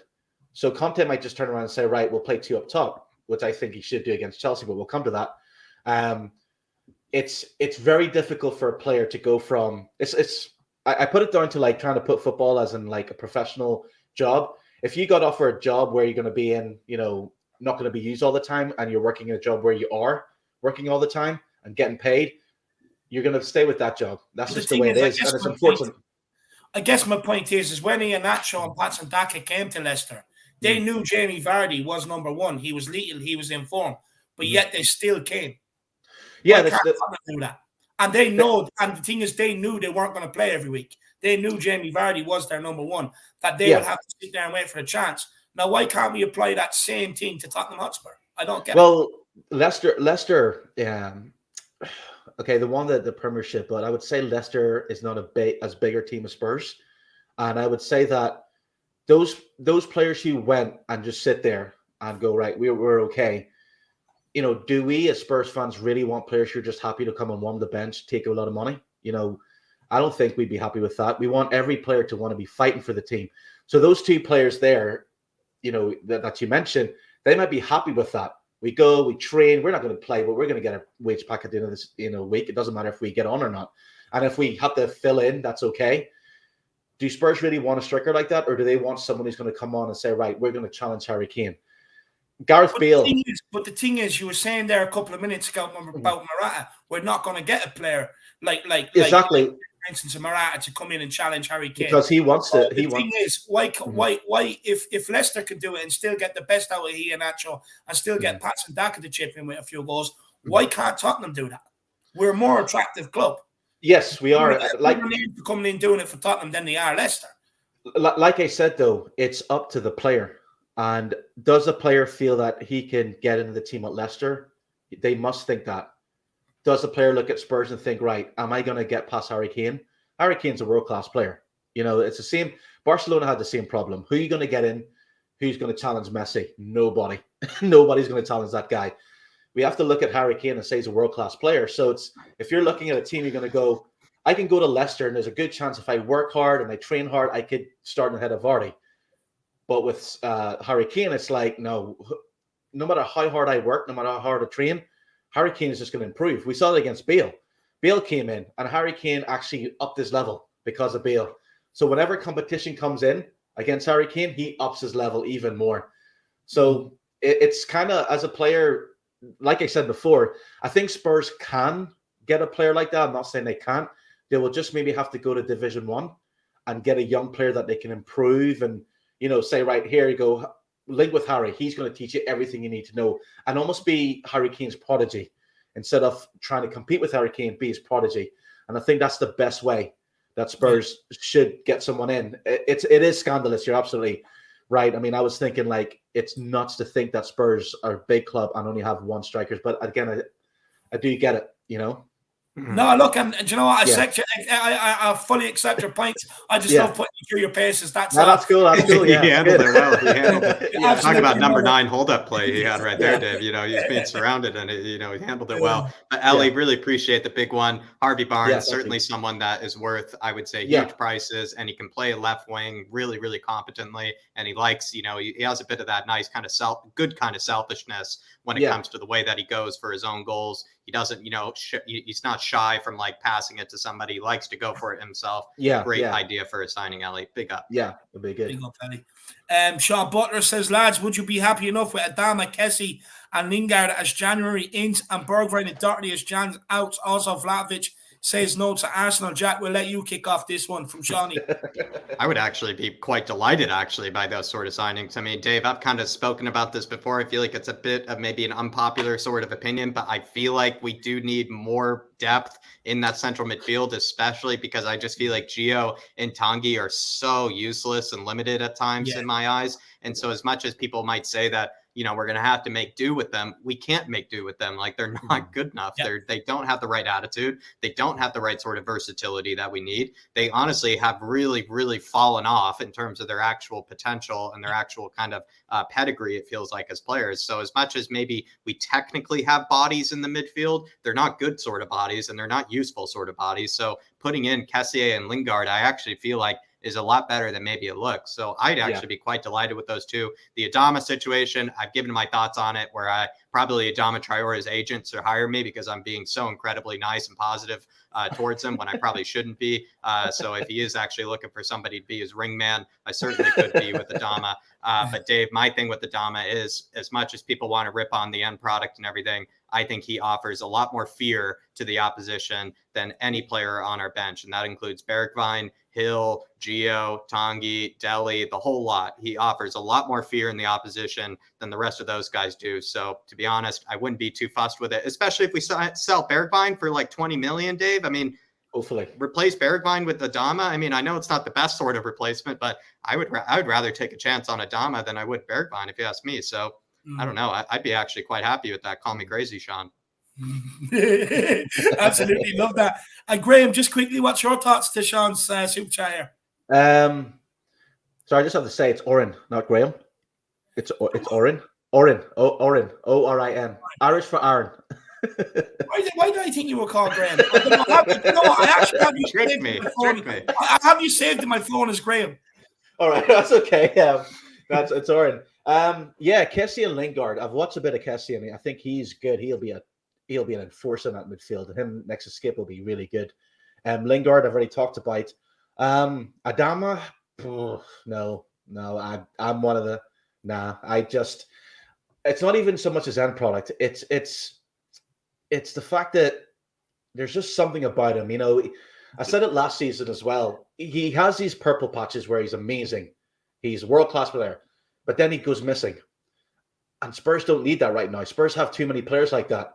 Yeah. And, Bergwijn and Doherty. Doherty, yes. Bergwijn, Spurs have to wrap that kid up in bubble wrap. Make sure they have a private jet sent to Ajax just to keep him fit. He's injured so much. And I did a stats about it. So far this season, he's missed 16 games through injury. Spurs have only played 26 games this season. So he's missed and there was at the start of the season was injured and no one knew what was wrong. So it's kind of wow. So I think if Adama comes in for Bergwijn, I do get it, but I just don't. I think it's going to be. I do understand the fear factor and the driving runs that he do. I just think that over time though, that will fade and he will be. He's like a Sissoko. I just think, and if Spurs can get him for 20 million, I could see the advantage. I wouldn't scale him out, and why would it be a right wing back? For me, he just doesn't do consistently enough, and that's the issue that Spurs have at the moment. We have too many players who are not consistent enough in challenging, and so I think he will be another player that, yes, at the time, Spurs fan will be wearing his shirt, but then a season's we've made a big mistake. But Kessie and Lingard definitely Kessie. I think Spurs definitely need a midfield player who can boss that midfield. Definitely. Kessie will be good. Lingard will be good. Doherty, he's funny enough. I did watch a Wolves versus Spurs game, and Doherty did score. So it was quite interesting that they did score. I think that will be a good signing, Kessie and Lingard. Just one player, 2 players maybe Spurs will get. Yeah. It'll be interesting to see what the transfer. Do you know what, Shawnee? Do you know what, lads? For me, and Shawnee, for me, I'll actually be happy with that because I was predicting 2 to come in this window. Okay. Not 3. So the fact that it's exceeded my expectations with 3, I'd be absolutely delighted with it. Look, when it comes to Adama, just quickly, I take what Jack says on board completely. I think he's made a great point there with the fear factor. I also do think if he plays, a lot of teams will be concentrating on him when he does get the ball. It will create a hell of a lot more space for Son and Kane. And as well, against big teams like you've seen against Chelsea in the cup game, I do believe he single-handedly will be able to get us up into the opposition's half, where hopefully that we can just take the ball off him and play in their half.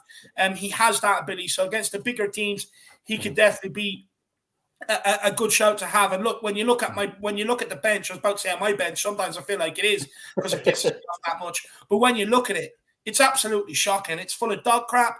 You look at the players like Ndombele and Lascelles, so it's like, well, you can bring them on, but you don't know whether they're going to play or whether they're not. It's a gamble. Where at least with these guys, Jesse Lingard, Adama Traore, you know what you're going to get when they come off the bench. Kessie, look, for me, I'm a bit hesitant on the deal. I do like the guy. I do think he would provide great competition. I actually think he'd walk into the first 11, to be honest with you. But me, I'm looking just for a different type of midfielder in there than a Kessie. I think we already have a Højbjerg and Skip who do a lot of industrious work. Kessie does a lot of industrious work. For me, I'm not sure whether I want another one in there.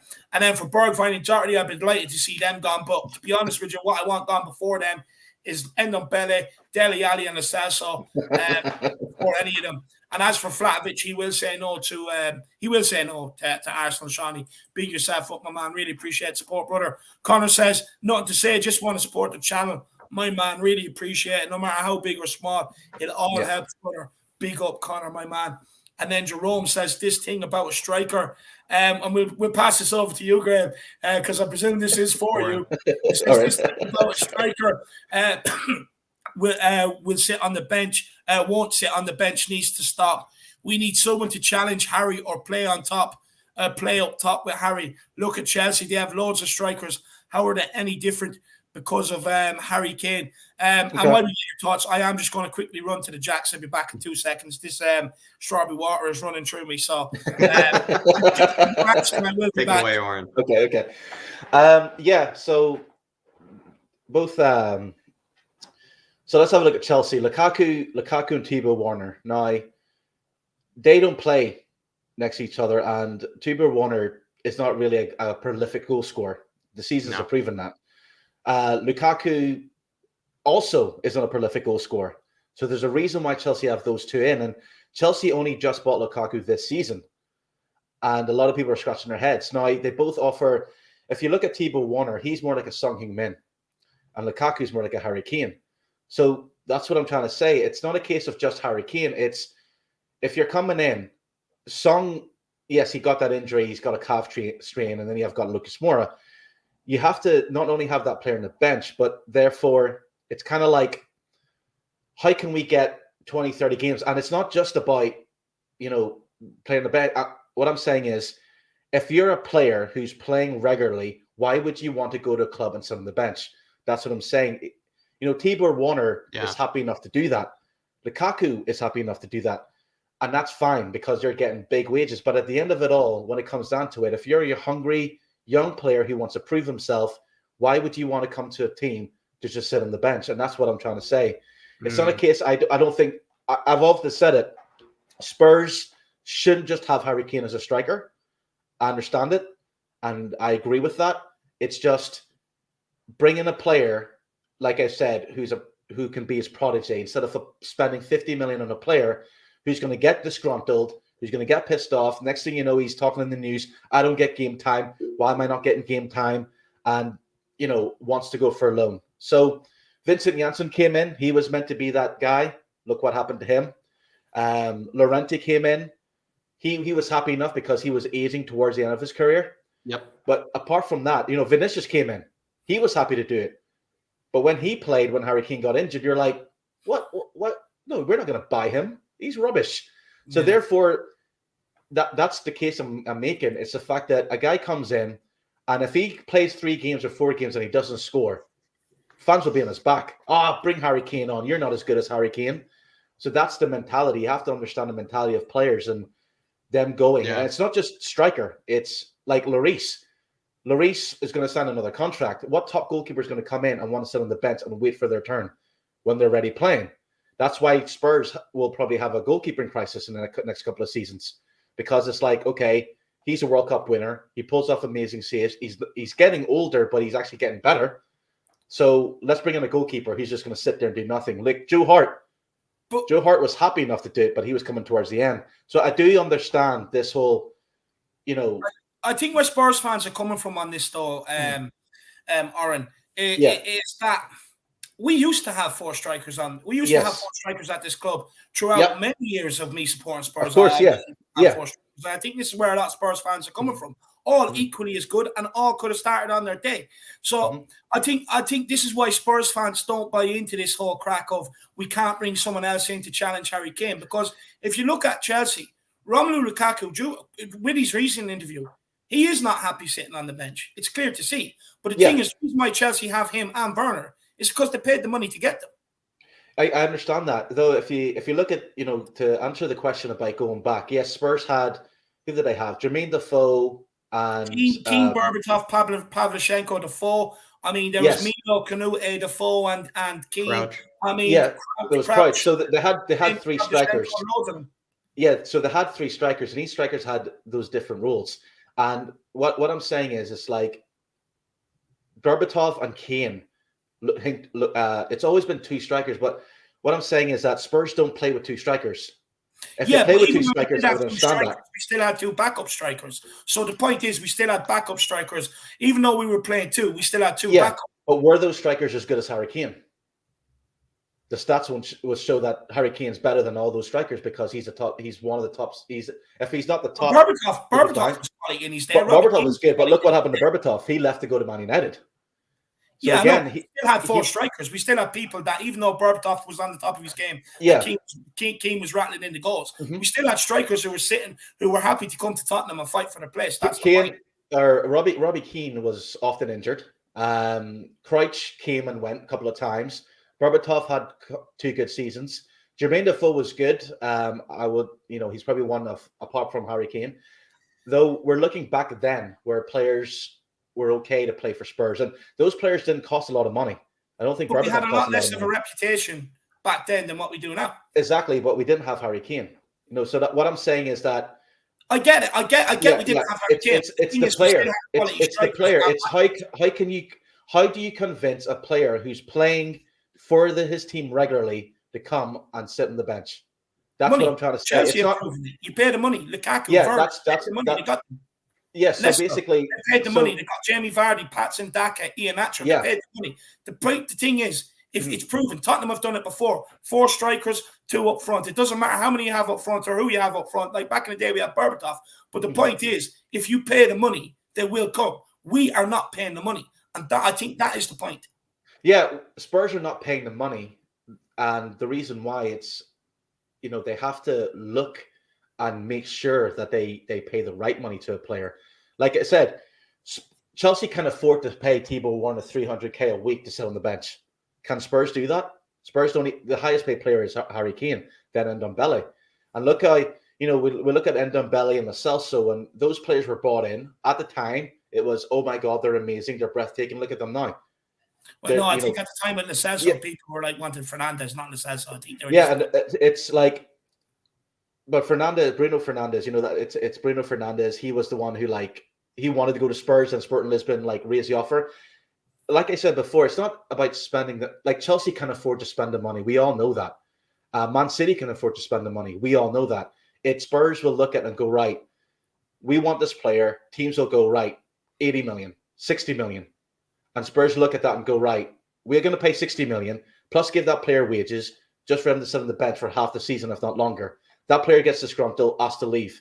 So I don't think it's just a Spurs thing. I think it's the players that have approached who can be the level of Harry Kane, probably looked at that and went, I don't want to go there. I just don't want to go to Spurs and be back up to Harry Kane. I'm a striker. I want to be the best. I want to prove that I'm the best. Why would I go to a team to be back up behind someone else? It's almost an insult. Now, like I said, hopefully there is players out there who can be humble enough, but if Spurs want a player who can be equal to Harry Kane, because you don't want a player who's going to come on and not score goals like Vincent Janssen. You want a player who can come on. Then that comes to the point. Why not pay for Vlahovic? But because would he want to come? Well, he's playing for Fiorentina now, playing every game. Would he want to come to Spurs and be a backup?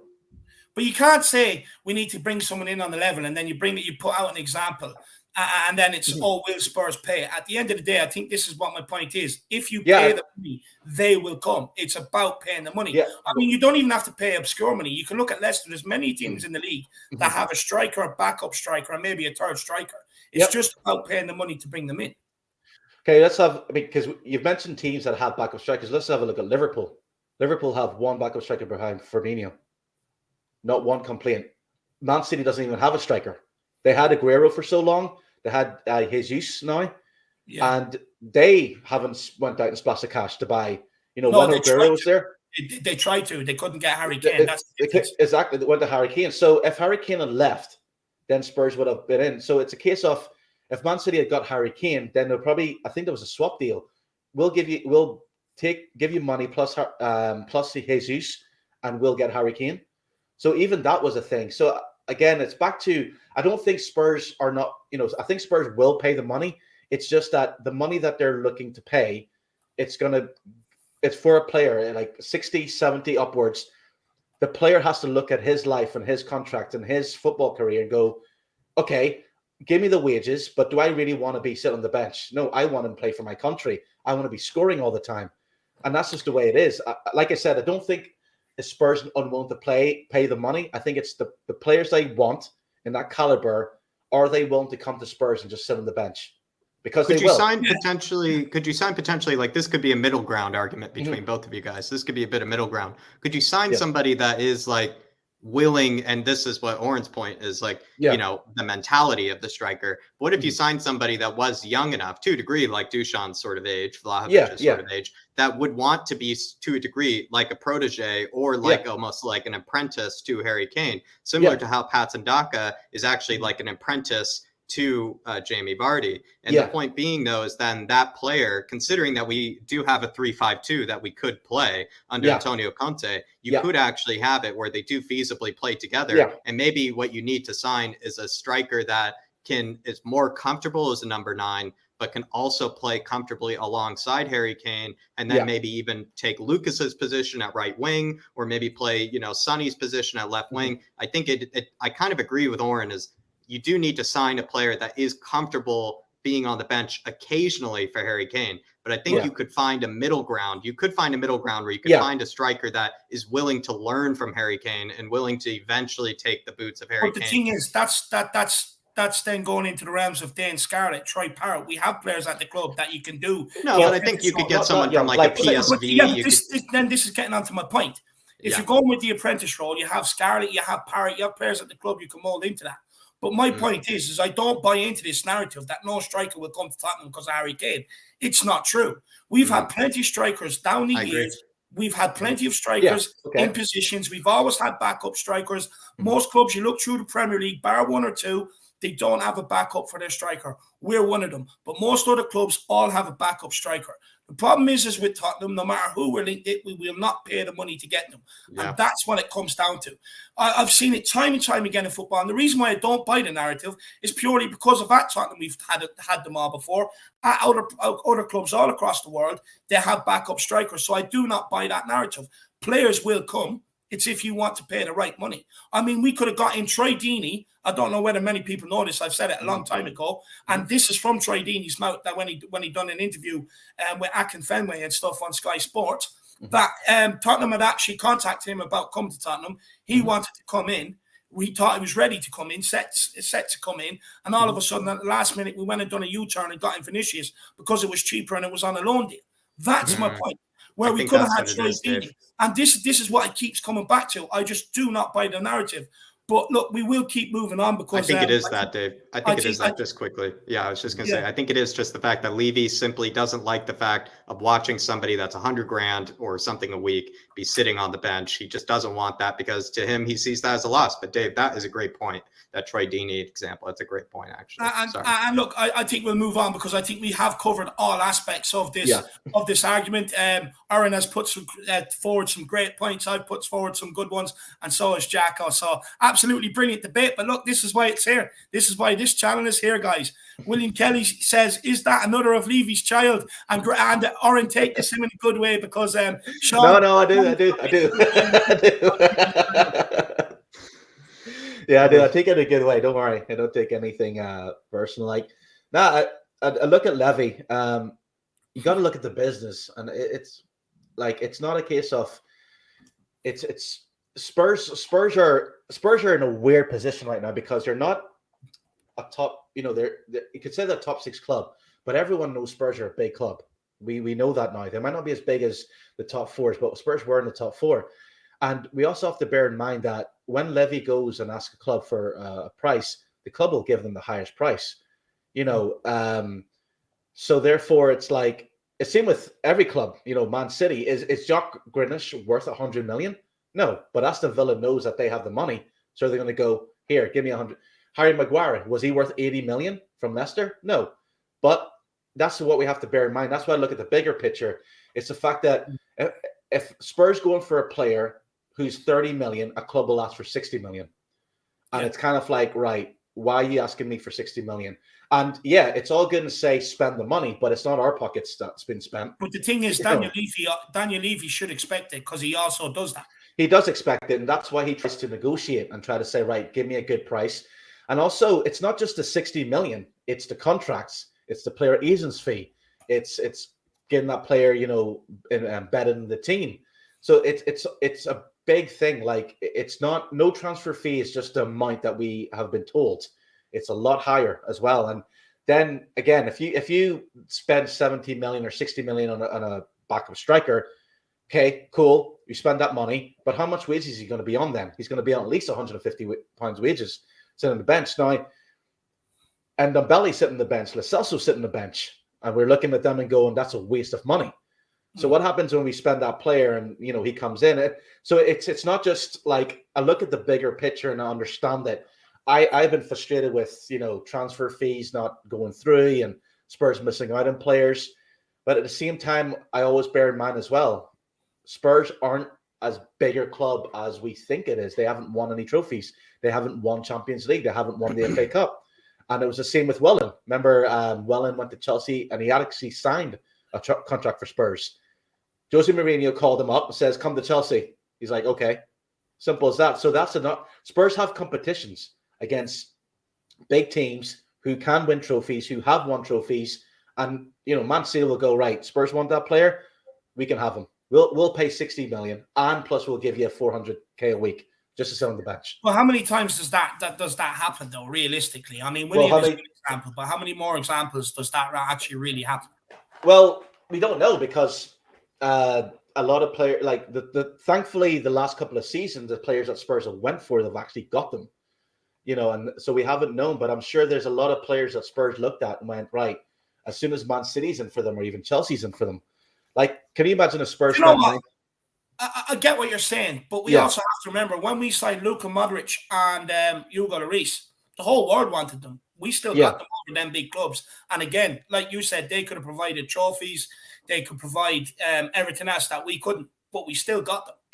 Yeah, Luka Modric, when he came, I think it's that already came from. Where did Luka Modric come from? Dinamo Zagreb. He came from there, and he probably thought to himself, right, I'm going to go to Spurs, bide my time, because it's you have to look at the player's mentality as well, and that's the thing that like I try to look at and try to understand is the player's mentality. There's some players who will go to a club and go, right, if I go to a big pressure club, I'm going to fail. But if I go to someone like Spurs at the time, I'm going to do good. And he got his move to Real Madrid.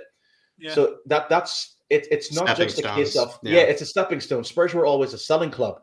And, Coutinho, a lot of Spurs fans were raging because of Coutinho. It's like, well, Coutinho showed his way, how he is. He picked Villa over Spurs.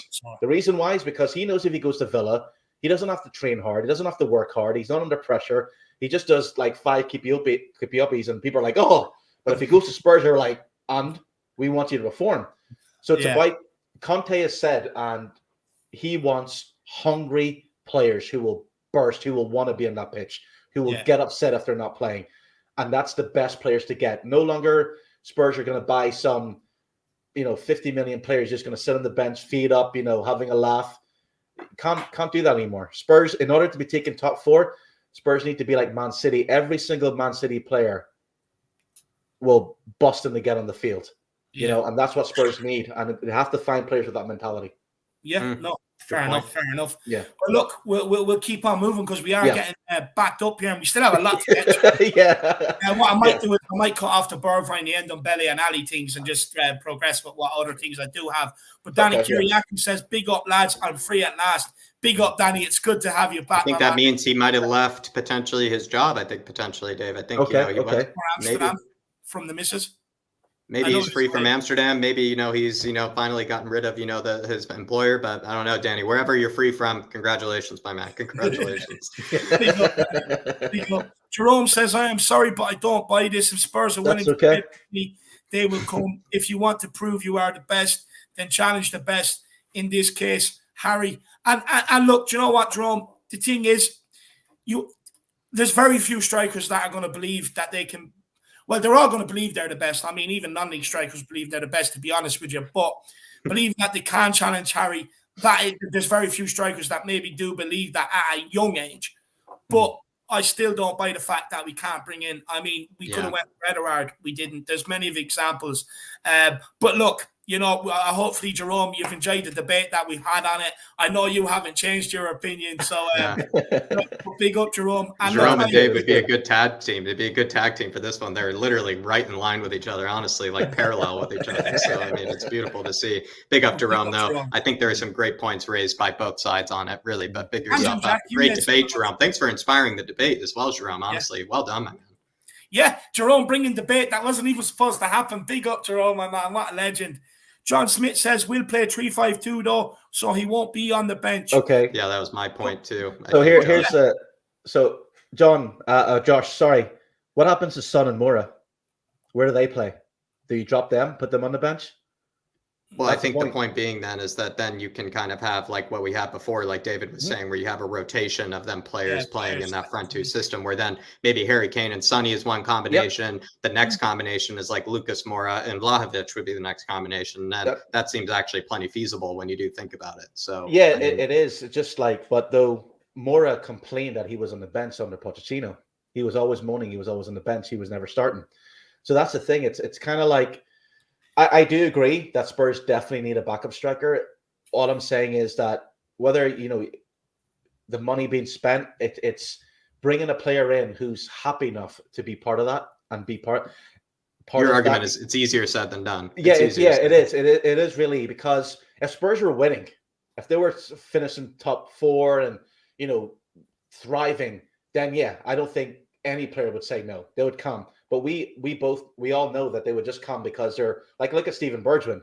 He pretty much flew from PSV, stayed in a hotel in London to force a move through. And when he started, he was like, oh, great. Look at him now.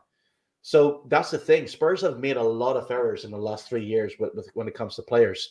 And they have to make sure going forward under Conte that they have players who will come in and, like I mentioned before, will want to be the best for the best and sustain that and not just go, right, I'm going to spend a year Spurs and then I'm going to move to Real Madrid. Just quickly to add to that, surely then that comes down to allowing Conte to bring in the players that he wants to bring in, and not Levy and Paratici picking the players and then expecting them to work with it. Because Conte will get rid of that culture, because operating that system like they were under Pochettino and Jose Mourinho is what has us in this situation. Yeah, it is, and I think that's what Spurs will be doing now. I don't know about any Spurs fan, but I've been like on Twitter, watch all of Conte's press conference. Has Conte come out and said what exact players he wants? Because all I've read and heard from Conte is that he'll work with the players he have. Because Bergwijn, for example, was meant to be going to Ajax, and he was asked about it today, and he said, Bergwijn knows how I feel about him. He's a variable part of the squad. When he's back fit, we can have him play. He's kind of like he offers a different alternative, and I can mold him into a striker. So I haven't heard Conte said he wanted Kessie. I haven't heard him say he wants Adama Traore. So who does Conte actually want? But the thing is, like his actual contract is not manager; it's head coach. So he's not going to come out. But another thing is, you can't expect Conte to come out into the press and say who he wants, because then you're upsetting the selling team. You're upsetting teams. So then there's a good chance they're not going to deal with you, or the price is going to go higher. He is more or less stated today that he has gone to Paratici and Levy. Who he wants. But then it's out of his hands. It's up to who they bring in. He's just here to work with who they bring in. So I'm not sure. But look, we will get onto that in a few minutes. But basically, we're not sure where we are at with this. Like whether Levy and Paratici have different ideas and basically have given Conte the same answer they gave Pochettino back in 2019. But look, we will get onto that. We'll Let's go on that now, keep catching up. Ben Kaufman says, I hate the term backup striker. If they don't want to be backup, put the yards in training and play with them. You need 2 forwards and a youngster. Jack, what would you say to Benji? I think that's actually a brilliant combo, to be fair. Like, have actually 2 players that can actually compete for the same position realistically, but then you have a youngster like a Dane Scarlett that technically is learning from both of those strikers. That actually makes complete sense, actually, Ben Kaufman. And I also agree with that. The term backup striker, considering that we have no actual second striker, is a bit ridiculous because, you know, and we can also play a 3-5-2. So it shouldn't be called a backup striker. It should be called a second striker. It should be called basically something else entirely. And even maybe to Oren's point, the whole term backup striker is maybe the whole reason why, you know, to a degree, why maybe certain strikers are potentially refusing us, because they see themselves as being a backup striker to Kane when they should see themselves as being a second striker to Kane. But that also then goes to Dave's point, Ben, which is they should be advertised by Levy and Paratici as being, no, you're not a backup striker. You're coming in as a second striker. You're coming in as a player to help Harry. You're coming in as a player to help, you know, the team. And that's how it should be advertised. It shouldn't be advertised as backup striker, because then you're only going to be getting the Viniciuses of the fucking world. So Ben, honestly, pick yourself up. Great point. Big up, Ben. Big up, Ben, my man. Really appreciate the support. Rob Coyne says, Hugo, Son, Dyer, Cutie, Skriniar, Traore, Højbjerg, Madison, Kane, Vlahovic, Martinez, 5-1-1-3. Look, when it comes to Martinez, forget about it not happening. Vlahovic, definitely not happening. January transfer window, forget about it. Madison, can't see Leicester selling to us, and can't see Tottenham paying for him. Plus the English tax that's going to be charged on top of it. So that's not going to happen. Skriniar, look, potentially, I'm not sure what the situation is with him in Milan now, but I don't know. Again, you're talking 60, 70 million. Are we going to stump it up? Probably not. Traore, 20 million. Sounds like a Tottenham target, a Levy sort of price range. I would say bank on that happening. But Rob Coyne, I absolutely love the ambition. Never ever lose it. Never ever stop demanding and wanting more for Tottenham Hotspur, because at the end of the day, whether you're like, I would say, Oren and Sean, where you kind of do see a lot more where Levy and Enoch are coming from on things, or whether you're like Brian Daigle, or where you absolutely don't see it, or whether you're like me, who just has their opinion, whether it's harsh or not, you want it to happen. At the end of the day, we all want what's best for Tottenham. So my man, never ever lose that drive and wanting more. But I do like the players, my man. I do like the players you've picked out, Robbie Coyne. Big yourself up, my man. I hope you're doing well in America, lad, to be honest with you. Tottenham Tantrum Gold says, big up, guys, and Mr. Spurs. Come on, Levy, get your checkbook open. I'll send David and Jack round to help you spend money. Come on, you Harris Army. Come on, come on, you Spurs.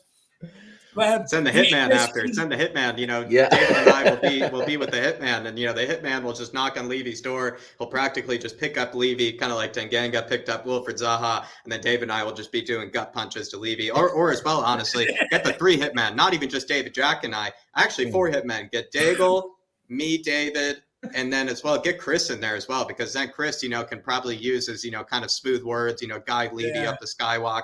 And then we all know what happens from there. So big yourself up, Dermot. Big yourself up, Dermot. Absolutely. Big up, Dermot. Really appreciate support. And good stream earlier, my man. I love the way you're sticking it to the Kane and Højbjerg haters, my man. Keep doing it, brother. You were spot on with what you were saying, Dermot. Big up, Dermot. Everybody get over and check out Tottenham Tantrum Goal. Absolutely brilliant channel. Brian C. Socrates, big up the philosopher. He says, lads, while Traore and Lingard don't inspire me, if Conte has profiled them for both ability and mentality and wants them, he can elevate them into top players. How about a statement signing like Vlahovic, though? It does show intent. I mean, both you are nodding your head at this one, so argue. Who wants it? I mean, Socrates, we'll split it. Oren and I will split it. But Socrates, Dave, I mean, what he's known for is just, you know, speaking the absolute facts here. And that's what he sincerely is. I mean, they aren't 2 signings. They're not my favorite signings. They're not signings that inspire me.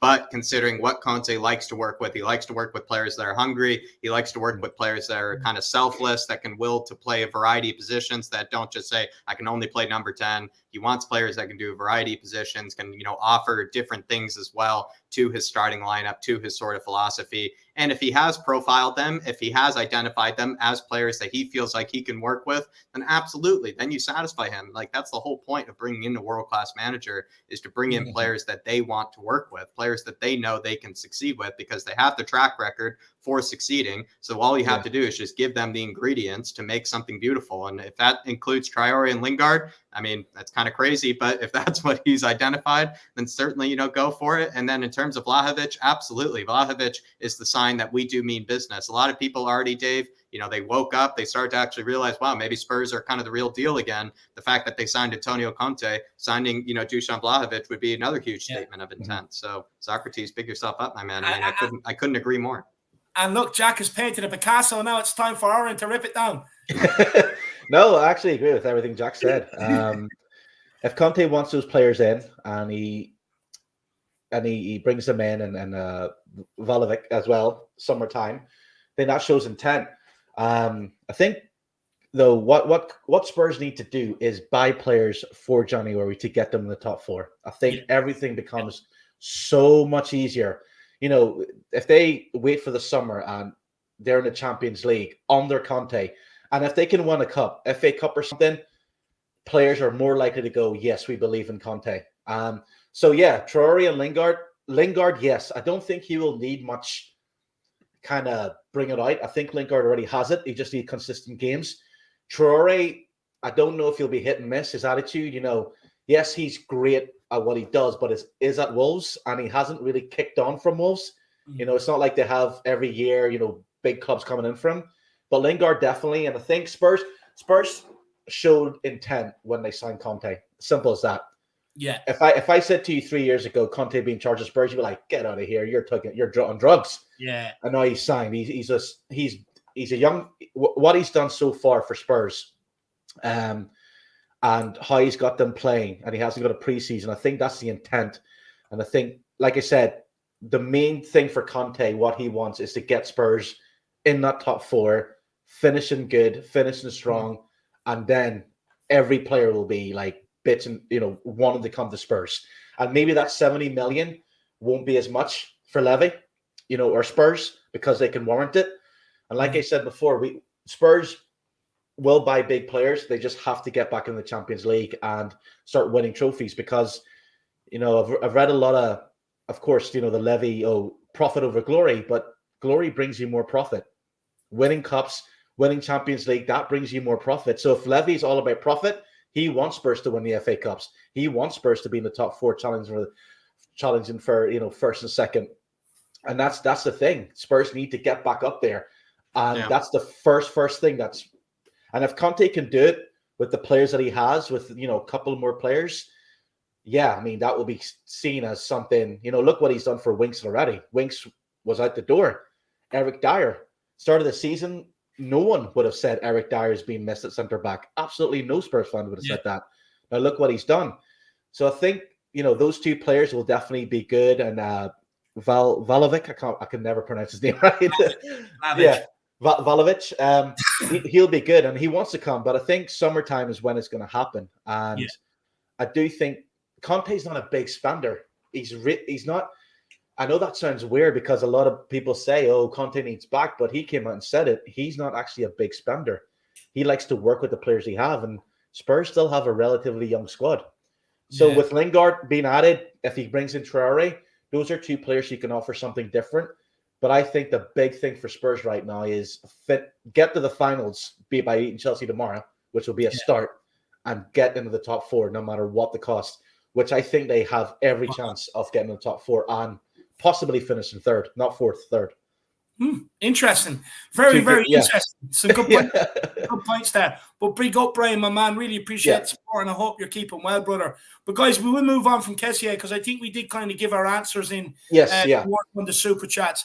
I will get on to Bruno Guimaraes, but I just want to get through a couple of other little reports, because I know Jack is chomping at the bit. I think it's the only reason why he turned up tonight. Bruno Guimaraes, to be honest with you. But guys, there is a link from Italian outlet Calcio Mercato have reported Ibrahima Darboe or Darboe or whatever you want to say, David Bowie, whatever you want to call him, I don't mind. Subject of interest to Premier League heavyweights are closely monitoring the development of the 20-year-old AS Roma midfielder. Ibrahim Darboe has captured the attention of scouts across Europe since joining Roma from a young Rieti in 2017. After arriving in Italy as a refugee half a decade ago, youngsters found his footing in Rome, has made his first team debut for the Serie A towards the back end of the 2021 season. 20-year-old since has made gradual progress in Roma's senior side, raking in over only 229 minutes of game time across the appearances this season.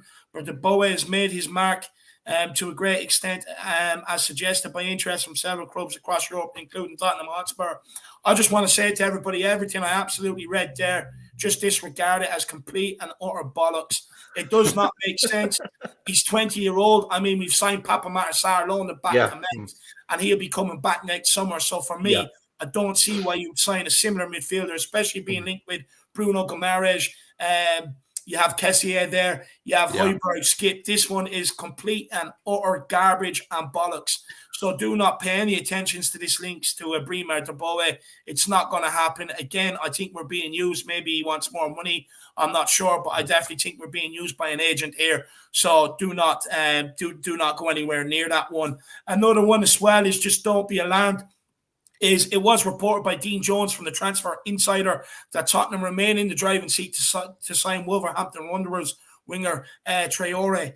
But he was saying we are facing competition from Chelsea. I've also seen numerous links linking him to Barcelona as well. Again, complete and utter bollocks. Chelsea ain't going for this guy. No, honestly, I have to tell you, that is ridiculous. Transfer window's a minefield. I mean, I've had a headache all this shit all day long. I mean, so I just want to save the people from doing it. Again, complete and utter bollocks. Why would Chelsea want to sign a Adama Traore? I mean, they have Hakim Ziyech, they have Mason Mount, and other players there. They're not coming in for him. They're trying to bring back that guy Emerson that they have loaned out. So Adama Traore is not going to Chelsea. As for Barcelona, I know they have a bit of money aside, but they let him go. He was in their youth ranks. They let him go. It's not happening. Basically, what I reckon is here, again, we're being used by representatives from Wolves to either pay the price that Wolves want or so that they can hurry up and get the money in for Spurs, because I did see today that they already have their replacement found. So I think this is why them links to Chelsea, Barcelona, and that are happening. So again, complete disregard them links of Traore going to there. It is complete and utter bollocks. So there is basically all the transfer news, apart from this one that we are moving on to now, which is Bruno Guimaraes. And basically, Tottenham are now in the race to sign Bruno Guimaraes. According to Italian outlet Calcio Mercato, it's with the midfielder is already attracting huge interest from Arsenal. It was reported this week that Arsenal hold a huge interest in the Brazilian international. But Arsenal hopes of signing Guimaraes has been dealt a blow, with Calcio Mercato outlining just how many sides want the 24-year-old. Reports also suggest that Tottenham, Newcastle United are keen. Meanwhile, Juventus, Paris Saint-Germain and Atletico Madrid are also monitoring Guimaraes. Lyon reportedly would take 40 million for him. Guimaraes is one of the most exciting midfield talents in Europe right now. And I know, Jack, you're a huge fan. Only two players have won more tackles in League One than Guimaraes. Meanwhile, he tops the division's charts for progressive passes, having managed 122 so far, which is a key attribute which we lack. Now, Jack, with a lack of quality in midfield and a lack of players who can really create from midfield, could Bruno Guimaraes be the answer to our prayers? And would it be an ideal target for Tottenham this January? And can you see Lyon willing to part with him this window? Before I just absolutely go on a huge Bruno Guimaraes love fest, I will say, I think a great swap deal kind of sort of option could be like actually sending Tanguy potentially back to Lyon, where maybe he could build up his reputation again as maybe a great midfielder over there back in Ligue 1, and then we take Bruno Guimaraes back instead. You probably then, when you do that, they probably would take Tanguy actually back, to a degree. I feel like they would.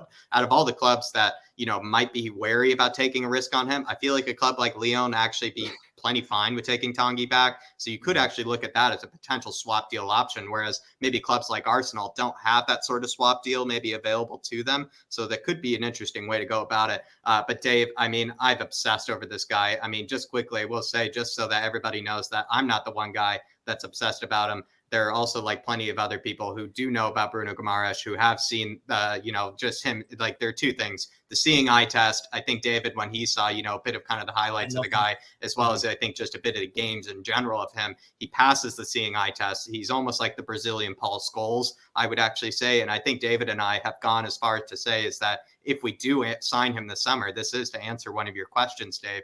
If we do sign him, this January window, I think that could be the player that could get us into top 4 this season. I feel like he could be that sort of player that could be that midfield answer. I did speak before about, even though we have a lot of bodies in midfield, I feel like all of them are actually quite useless. And what maybe Antonio Conte wants in his sort of system, I think Bruno Guimaraes could be the absolute answer to that creativity problem. Because under Nuno, even we had that creativity problem where we had like no midfielders that could really link the defense and the attack, where Bruno Guimaraes could actually be that guy. He has, I believe, Dave, as well, unbelievable defensive work rate. In fact, I believe out of most midfielders in all of Europe's top 5 leagues, Dave, he is like something like in the 95th percentile of tackles. He's in like the 98th percentile of like successful pressures and things like that. So it's not even just the ridiculous passing range that he offers. It's also the work rate that he offers as well. And he is that Brozovic, actually, to a degree. He's actually, in my opinion, better than Brozovic. I happily take Brozovic because I do love Brozovic too, but he would be that deep lying creative midfielder. We talk about deep lying playmakers. He is the definition of a deep lying playmaker. I think just quickly again, Dave, he actually, in fact, out of all of Europe's top 5 leagues, he ranks the highest in terms of through balls played as well. In terms of all of Europe's top 5 leagues, of all midfielders in all of Europe, he is the best at playing a through ball. He's also has some of the best spraying passes, Dave, I would say, as we also saw from those highlights, as well as from I've seen from Liga. He just sprays balls left and right. He has ridiculous vision. I swear, not only does he have eyes on the back of his head, he's got them on the sides as well. He's practically got them all over his body, I would say.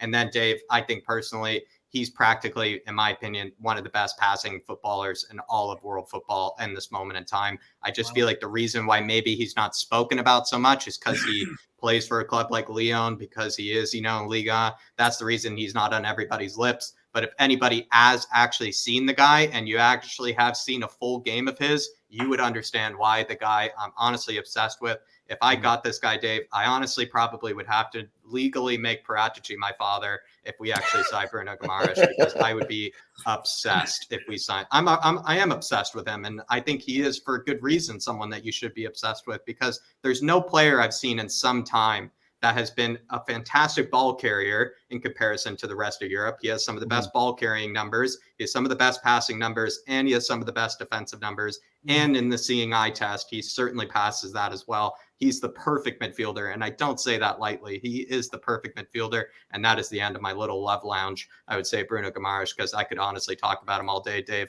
And if anybody wants to see anything more about what I've had to say, head on over to the second channel, because I've done 2 videos on the guy, and one of them recently, I basically talked about why we should be terrified if Arsenal do, in fact, sign the guy.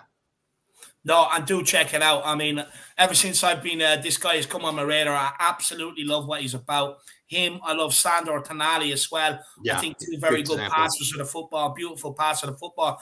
And I actually think, look, although I don't really see Tottenham signing this guy this window, to be honest with you, I do not see us just stumping up the 40 million and going and getting him. I mean, he's the ideal candidate of what we need. He is exactly what we need in this midfield. He's absolutely brilliant. I'll just take a couple of super chats, and then I have a question for you, Aaron, on this as well. William Kelly says, definitely another one of Levy's children. Yeah, I'm actually going to the Bahamas. I got a private jet coming for me tomorrow. That's so. Are you just back? Are you just back? Yeah. That's where I got my good come from. Absolutely. I'm always as pasty as you, but I was in Bahamas. That's why I've got this glorious tan. Alex THFC, though, he agrees with you. He says, sorry, Mr. Spurs. Big up to you for putting up with David and Jack. Not everyone is realistic. Traore is more a WWE wrestler than a player. Thanks, Alex. He follows me and stuff. I don't. I like to be.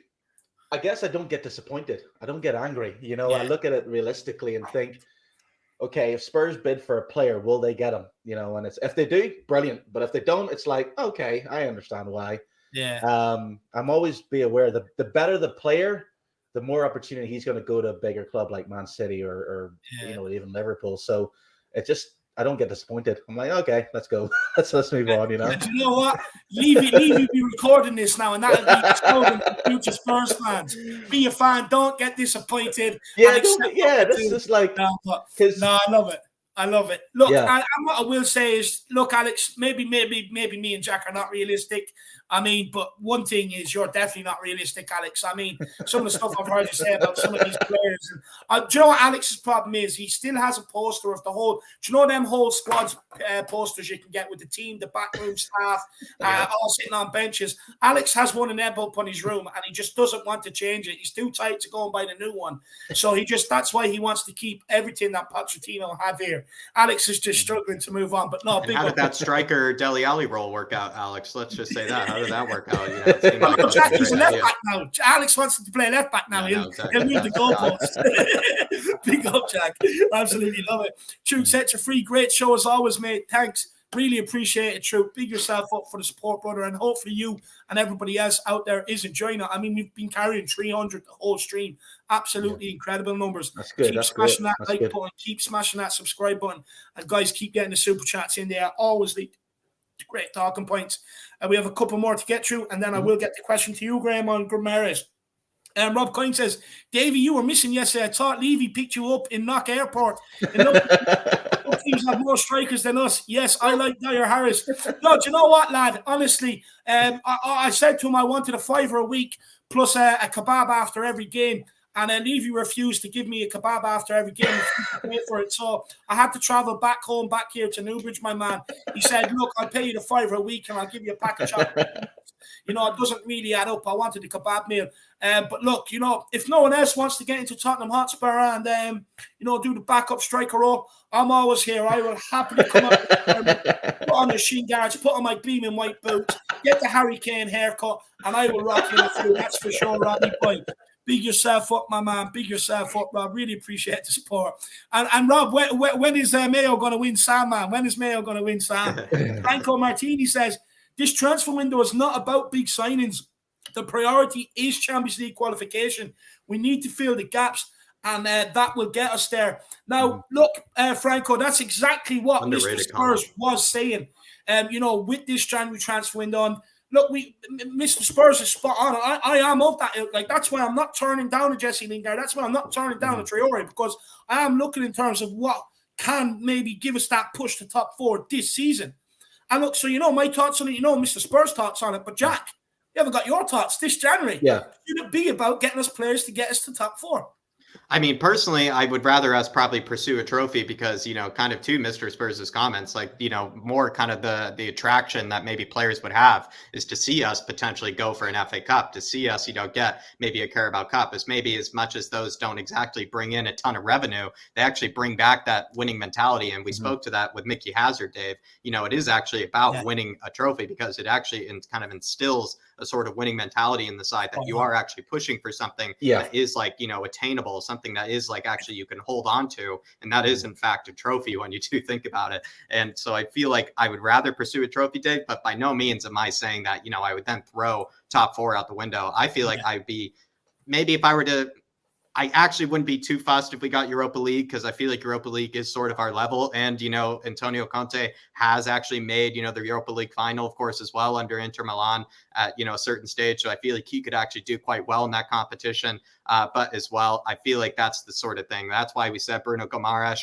is that sort of player that can get you into top 4. We do need to make signings that maybe aren't exactly the 80 million pounds, 70 million pound signings that, for in one window. We need to sign players that we know can fill the gaps, can be upgrades, and actually help us get to top 4, at least challenge for top 4, and then see where we are from there. I completely agree, Franco Martini. I personally would rather go for trophies first, but by no means am I then, by saying that, just tossing top 4 out the door, because I think sometimes that's where we have to think about it, is top 4 should be achievable if you make the right sort of signings that can actually, push you to that level. We shouldn't become complacent thinking that all of a sudden Ben Davies is now going to be the next, Maldini. We shouldn't all of a sudden think that Harry Winks is going to guide us to top 4. We need to get players that actually can challenge in these positions and make everybody better. If you get players in that can make each player better because they are competing for then a very good position in the squad, that can get us into top 4. But personally, I think it's about winning a trophy first, Franco, because then, like Mickey Hazard said, it instills that sort of winning mentality, and then you can actually win things further after.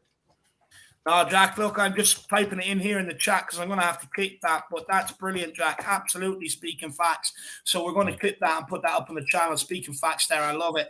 Big up Franco Martini. A lot of One people. One of the best names in the Harris Army as well, Franco Martini. As well. I call him Franco Baldini. That's what I call him. But honestly, absolutely love it. Big up Franco. And a lot of people calling me the Irish Mido in the chat. I mean, look, I probably will take that as a compliment since he played for Tottenham, to be honest with you. Truth Sets Free says, big up Mr. Spurs. Great guest. And he likes your channel. And thanks very much. Plenty of time to plug that at the end, 100%. And it is a good channel. Look, he wrote to me sharing his views. I had to listen to his channel. It's like, look, he's got alternative views. Whether he agrees with mine, whether I agree with his, let's get him on. And this is what it leads to. Absolutely brilliant. Truth Sets You Free. Just a couple more, and then I have a good question for you, Mr. Spurs. A very good one, actually. One that many people may not be asking about this, about the Bruno Guimaraes links or any links from France. Emily Dunn says, great stream, lads. Big up the Flat Cap Army. Big up, Emily. I really appreciate the support. Much love. Much love. Big up, Emily. And Moondog says, Levy has deep pockets and short arms. Same crap. Yeah, 100%. 100%, Moondog. I absolutely love that. It seems like that. He's like, do you know what? I don't know if people know, but the Irish Chris, Mr. Tato, that's what it's like, short arms. Love it. Absolutely love it. Skinny legs, Yeah. Honestly, when Levy took out Conte to eat, we heard that story where they had that dinner together. I bet Levy actually, when the check came, he actually was patting his pocket saying, oh my God, guys, I think I forgot my wallet at home. Conte, he actually seems like that sort of guy. Seriously. Absolutely love it. That's quality. Is quality. I love the way we can be serious and have a laugh during these streams. It's of course. That's what it's all about. I love it. But look, Aaron, I don't know whether to call you Aaron, Mr. Spurs, and I have Graham in my head still, honestly.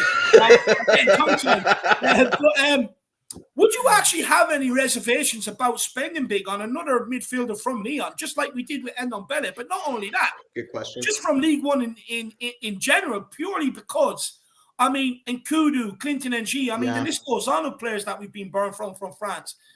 Would you be wary? Yeah, of course. Especially from the French league, because in truth, I'm always wary of any foreign player that comes in, because there's a lot of, foreign players have to settle in. And, we look at the two players that currently now, Lo Celso and Ndombele, who at the start we're thinking was having great things, but they haven't settled in. And that's the issue. It's getting players from, if we're spending big, and no doubt, I don't know about the guy you talked about, but I remember you saying why it'd be a nightmare signing if Arsenal signed him. And I think I wrote underneath your Twitter account, well, look at Partey. Partey was the next big midfielder. That was you. That's right. That was me. Yeah, that was me. And I was like, well, look at Partey. He was meant to be the next big thing. My friend supports Arsenal, and he was like, I'm sorry in advance for all the midfielders he's going to rip apart. It hasn't happened. So getting foreign players in, that's the risk. That's the biggest risk, is that they have to come in, they have to settle down, they have to learn the language, they have to, then kind of perform to that league. And the French league is not maybe as fast as the Premiership. So Spurs, Steven Bergwijn, he wanted to play in the Premiership. He hasn't turned out well. Stramboli was another one, wasn't he? Yeah, it's a lot of players. Very few. If you look through the demographic of foreign players who come in, very few actually make it, or they might have a couple of good seasons. And that's another thing as well. It's you bring in a good young player, he actually performs. what happens when a Real Madrid or a Man City comes in and says we want to buy him? He's just going to go, I'm going to go to them. So that's the reservations I do have, and especially like from France. And as I said, Ndombele, has all the talent in the world, and we know he can do it. But when it comes to the Premiership, it's a whole new league in the Premiership. A lot of players have to, struggle, and it's not just talent a case only of, gets you so far in the Premier League. Yeah, you have to be fast, you have to be physical, and a lot of players have been, basically let down. So any foreign players that come in, hopefully, Jack, I'm sure you've done your homework and everything, and this player sounds like a really good player. Though, will he come in and will he be allowed? Would he be given time to settle in and start performing to his best? Yeah, that's fair. And, Spurs fans especially are desperate for players to come in and be good straight away. Hit the ground running, yeah. Yeah, and so can he? I think that's another thing about Ndombele. He came in at the end of the Pochettino reign. So he was thinking coming in, he's going to be in the Champions League, he's playing in a good team, and all of a sudden he's not. Same with Lo Celso. And he's expected to carry a team all of a sudden. Yeah, and it's like, you put Ndombele or even Lo Celso in a team that's already flowing, they're great. You put them in a team where they're struggling, they've shown you. So yeah, any foreign players, I think it's a big risk. It's not just by Spurs, that's by any club. Even Man City, they've bought big foreign players and they've sold them. Salah, remember Salah came for Chelsea, he had to leave, then come back. Yeah. So it is a case of wait till the summer, and maybe Spurs just have to really, really scout players' mentality, get them, knowing everything about them, their mentality. Will they fall apart? What happens if they go through a rough period? Because otherwise, you bring in a player who is top class, especially in January too. Yeah, it's more of a risk. I think in summertime you can bring in a player and maybe work. Well, he has preseason and that to adapt, doesn't he? When he comes in summer, and but January we're asking Spurs to buy players in January to go straight into the team and perform. I think Conte's biggest challenge, and I've said it before, his biggest challenge is getting that team playing as a team. Yeah, that's the difference. That's what Pochettino did. Remember the Gareth Bale money? Paulino came in, 8 players came in, and Poch he came in afterwards, went, he's gone. Adebayor, you're gone. Salgado, you're gone. Paulino, you're gone. I'm going to keep players who are young, who can understand English, can speak English, and we're going to train them together as a team. And I think I've said it before, the Conte's biggest mission, Jose Mourinho, any manager, Conte, I think, will stay for a period of time. His biggest challenge is getting that team collectively playing together, learning each other, not, getting the ball, Pierre getting the ball and seeing someone make a run and go, I'm not going to pass them because I don't trust myself. I'm going to pass 5 yards here. I think Spurs they have the players to get top 4. They just need to install that belief, and that they need to remove that fearlessness, which I think Poch did really well. Yeah. He removed that fear factor, and I think Conte has to remove that fear factor. Yeah. And you know what? You make great points about Bruno Guimaraes, I have to say, to be fair.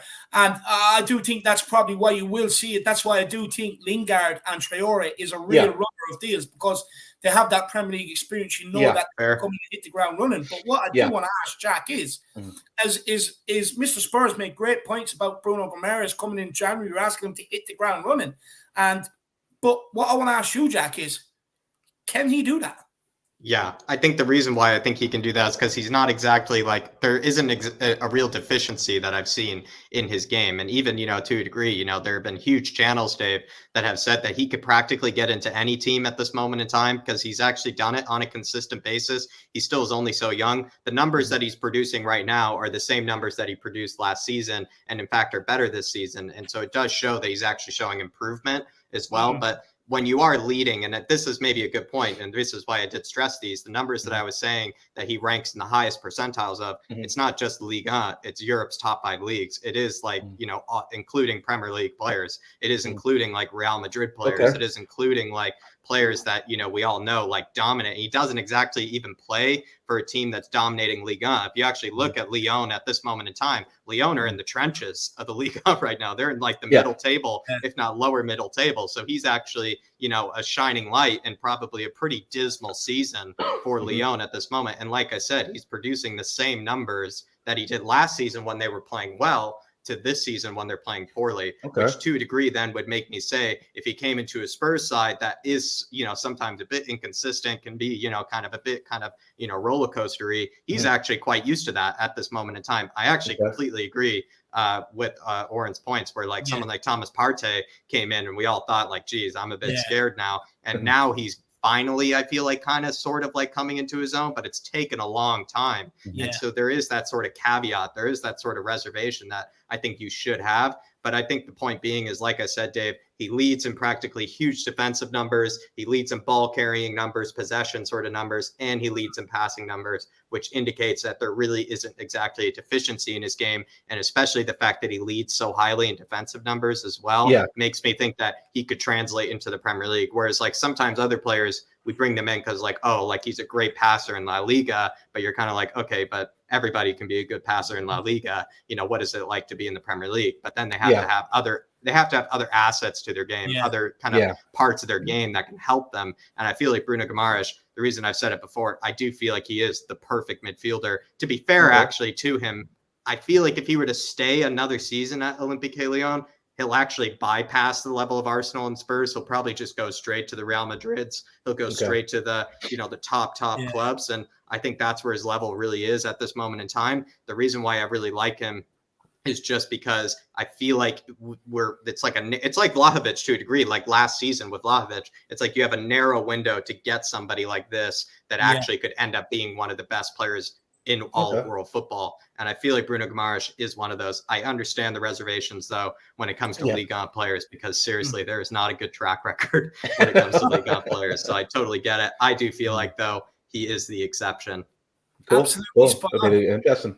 Yeah, I love it. I absolutely love it. But look, guys, we'll get into the last part of the show, which is the Conte quotes today and why we should be concerned. I just want to say that is it on the likes of the transfers. Jesse Lingard, Adama Traore, what's bollocks, what's not. I hope everybody really enjoyed it. I hope you enjoyed our answers on the questions, whether they be good for Tottenham, good fit, this, that, and the other.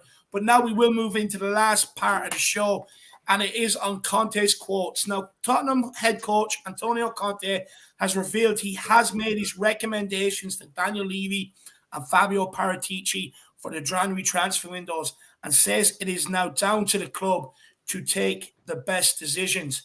Conte's exact words were, "We have spoken about the situation. It was a good meeting. The owner and Paratici started this season together. I arrived in the middle of the season and they know the situation much better than me. It was a good meeting to speak and tell them my thoughts after 2 months in Tottenham. It's okay. I repeat, I can give a lot of work to the clubs I worked at in the past and now in the present. I can give this and then the decisions are for the club, not for me. The last word is always for the club. The club has to decide the best way to go. I don't have expectations. I am a coach."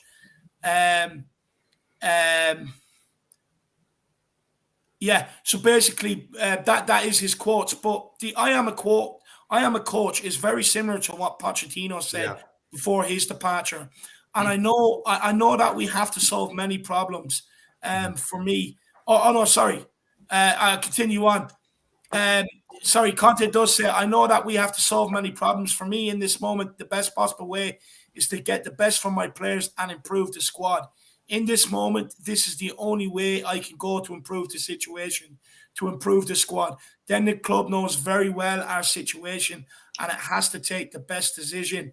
Now, that part there is very, very interesting. And I'll read that again. I just want people to quickly take a mental note of this. "For me, in this moment, the best possible way is to get the best from my players and improve the squad in this moment. This is the only way I can go to improve the situation, to improve the squad. Then the club knows very well our situation and it has to take the best decision. My way in this moment is to coach my players and improve the level of the squad. Then we'll see the decision of the club. If we want to improve in other aspects or not, if there's the possibility of or not, for me, to be honest, it's the right way with the club regarding my vision, my expectation and what I have found and the way we can improve. Now, but guys, what I want you to do is take yourself back to Pochettino's famous words, "I am a coach, not a manager," in the summer of 2019, before his acts, when he was unhappy with Tottenham's transfer activity after calling for a rebuild.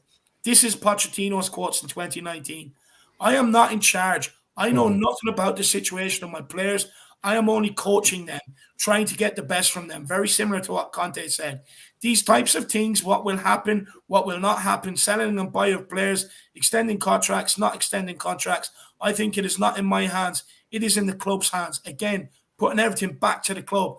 And Daniel Levy, at the moment, I am not managing the team in the best way possible. Maybe the club need to change my title description because my job now is to coach them. It is not a question for me. It is a question for the club. Maybe the club are going to change my title description. Of course, I am a boss deciding the strategy to play, training, mentality, philosophy in my area. But in another area, I think I am a coach, the coach. And this was after Pochettino had to ask for his title to be changed because he was originally head coach, then got changed to manager, and then it got changed back to head coach for some reason. But when you listen to Pochettino's words about he's only a coach, he has to get the best out of the players in terms of style, tactics, but everything else after that, he has absolutely no say. You listen to Conte's words. To me, he more or less said the same thing. Now, I'll start with Mr. Spurs. Do this sound similar to Poch's words in 2019? And should we be concerned? No, I don't think we should be concerned. Conte, that interview with Poch was after they lost the Champions League final, and it was in the summer. And from what I got from Poch, because the season before he said that he was in charge of transfers and players he brought in, then afterwards he says, "Oh, he should change." But I think there was strong rumors that after the Champions League final, Poch didn't even go and address the players at the end. He went on a private jet, just flew away. And leading up to his dismissal, he was really kind of huffing with the players, whatever reason it was. And I think Conte is different because Conte's come into this. Poch was there for 4 years before, and he had possibly the best team Spurs have ever had.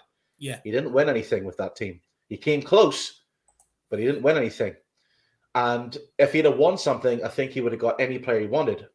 But he just lost the Champions League final. And it was kind of like, okay, a lot of the players who were Spurs, the Harry Kanes, the Dele Alli, the Son Heung-min, didn't believe in him anymore. I think he was always good at convincing them, we're going to win this, we're going to win this. And then after the Champions League final, it was kind of like, we don't trust you anymore. We're not on the Poch. You've taken us as far as you can go. Bear in mind, Poch was never meant to win Spurs a Premiership. He was meant to get them in the top four, which he did. So I think they peaked. Whereas Conte has said, he's come in he understands how difficult it is. He's coming at this preseason, and he's left at the club, and he's right. I don't think there's anything to be taken from that because he is right. He's probably given the list of players, and now it's up to Levy and Paratici to get those players in, whether it's January or whether it's summer. So I don't think Conte's going to leave. I think he's if Conte didn't want the Spurs job, he wouldn't have taken it.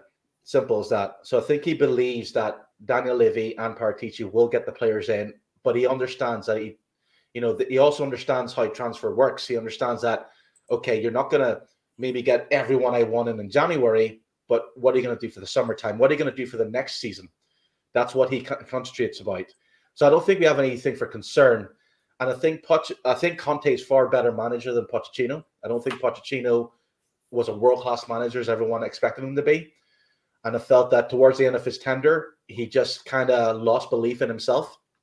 And that season, Spurs did get on Dembele, and I think they made a couple other signings. They went for Dembele, and that didn't go through. They went for Bruno Fernandes. That didn't happen for whatever reasons. So it's not like Spurs went to Poch, no, we're not going to buy anyone.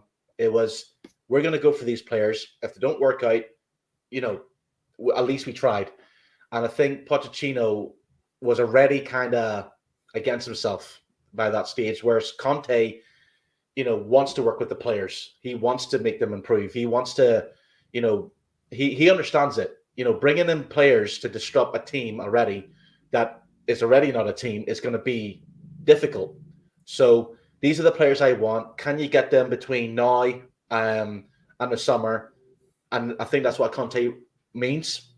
I know a lot of Spurs fans were watching Conte and he's upset, but that's the way Conte is. He's not a very, he's very serious and very focused on what he says, when he speaks his English, because he's Italian, so he has to make sure. And I watched the press conference and it was like, okay, he's just speaking the facts. He's just being honest. I've had a meeting. It went good. I've said what players I want, what needs to be filled, and it's up to them to get it. Now, I'm not going to, leave if I don't get it, because he understands. You have a month. Summertime, if this was summer, and then he was saying this at the start of the season, concern, yes. But I think we have nothing to be concerned about. And I think Conte will get the players he wants. And I think Daniel Levy, as bad as he has been towards, Spurs fan, he has spent money, and I think he believes in Conte. He went and got Conte. It wasn't Paratici. Daniel Levy wanted Conte from the start. It didn't work out, and he went back. Yeah, I think, and Conte even said the reason why he signed for Spurs was because of Daniel Levy. It wasn't because of Paratici, it was because of Daniel Levy. So I think Daniel Levy is going to get the players, and I don't think we're going to have any reason to be concerned. I think Conte will get the players he wants. He believes in Conte.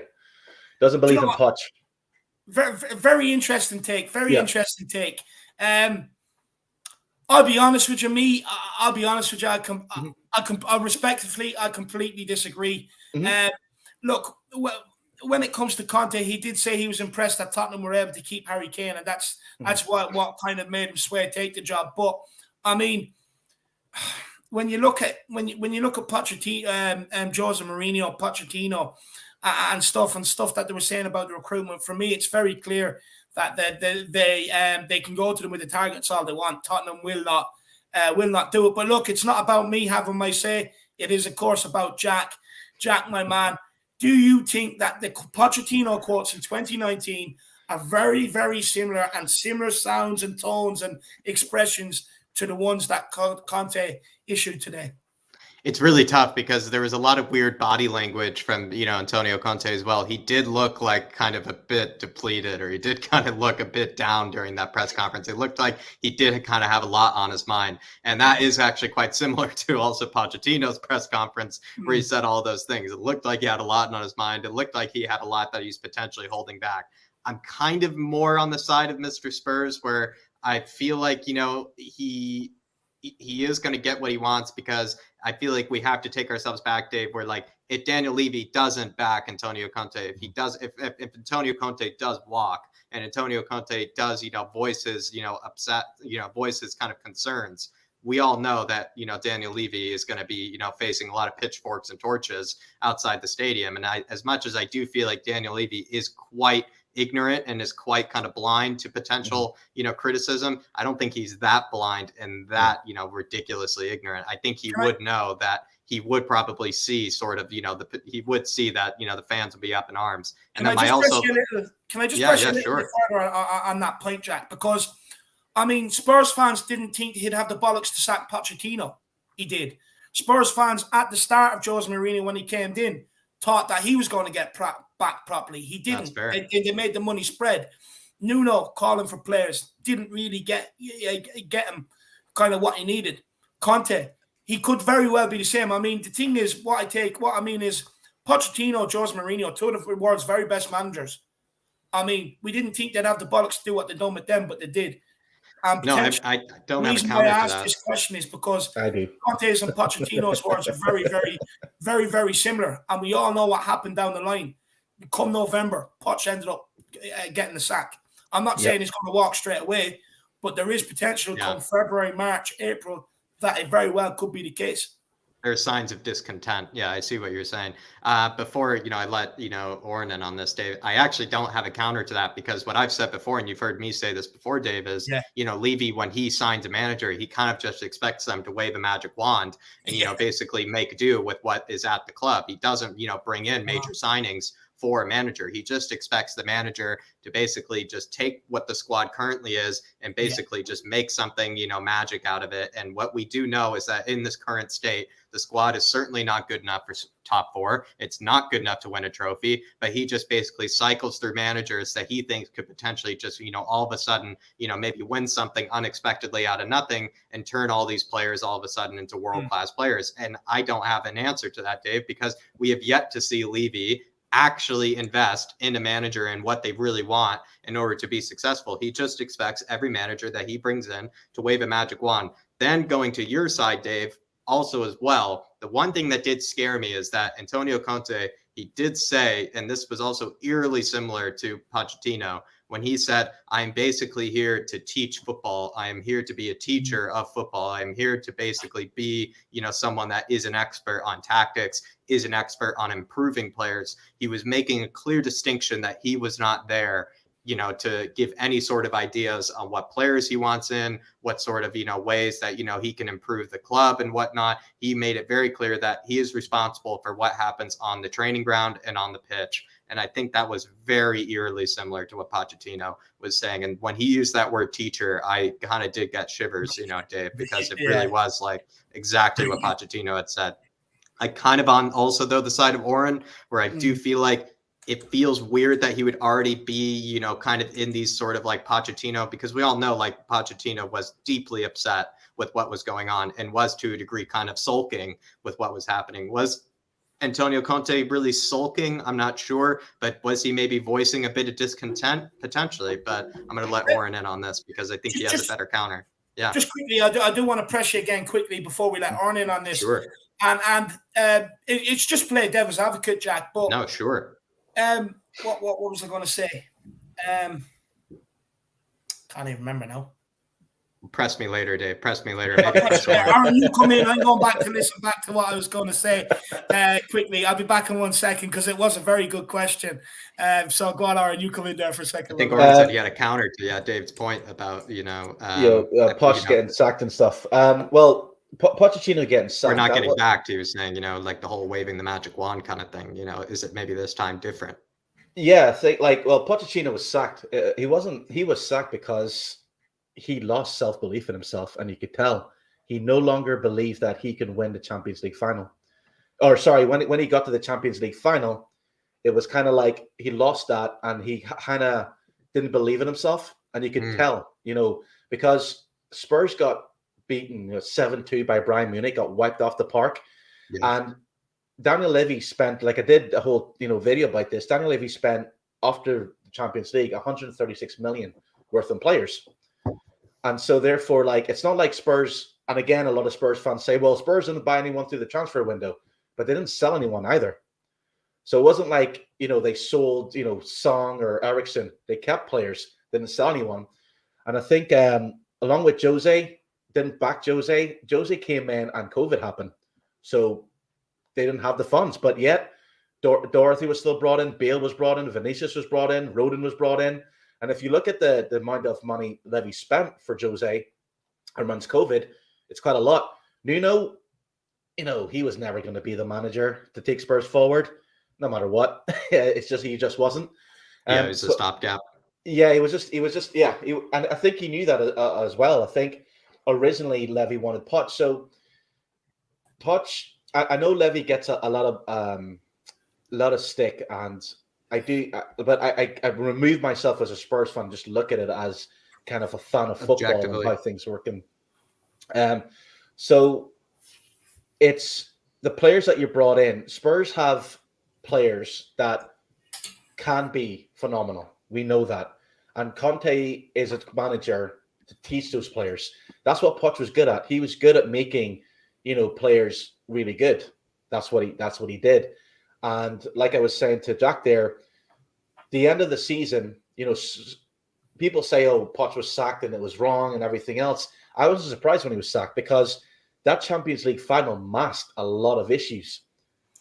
Well, I guess where I'm coming from, and just while I remember, and Jack can also come in after you have your answer on this, Graham, because this was I think this was the point I was getting at, was that Pochettino was calling for a rebuild. He knew the squad needed a rebuild. They decided the squad's good enough, they sacked him. Turns out Pochettino was right, because since then we haven't been back in top 4.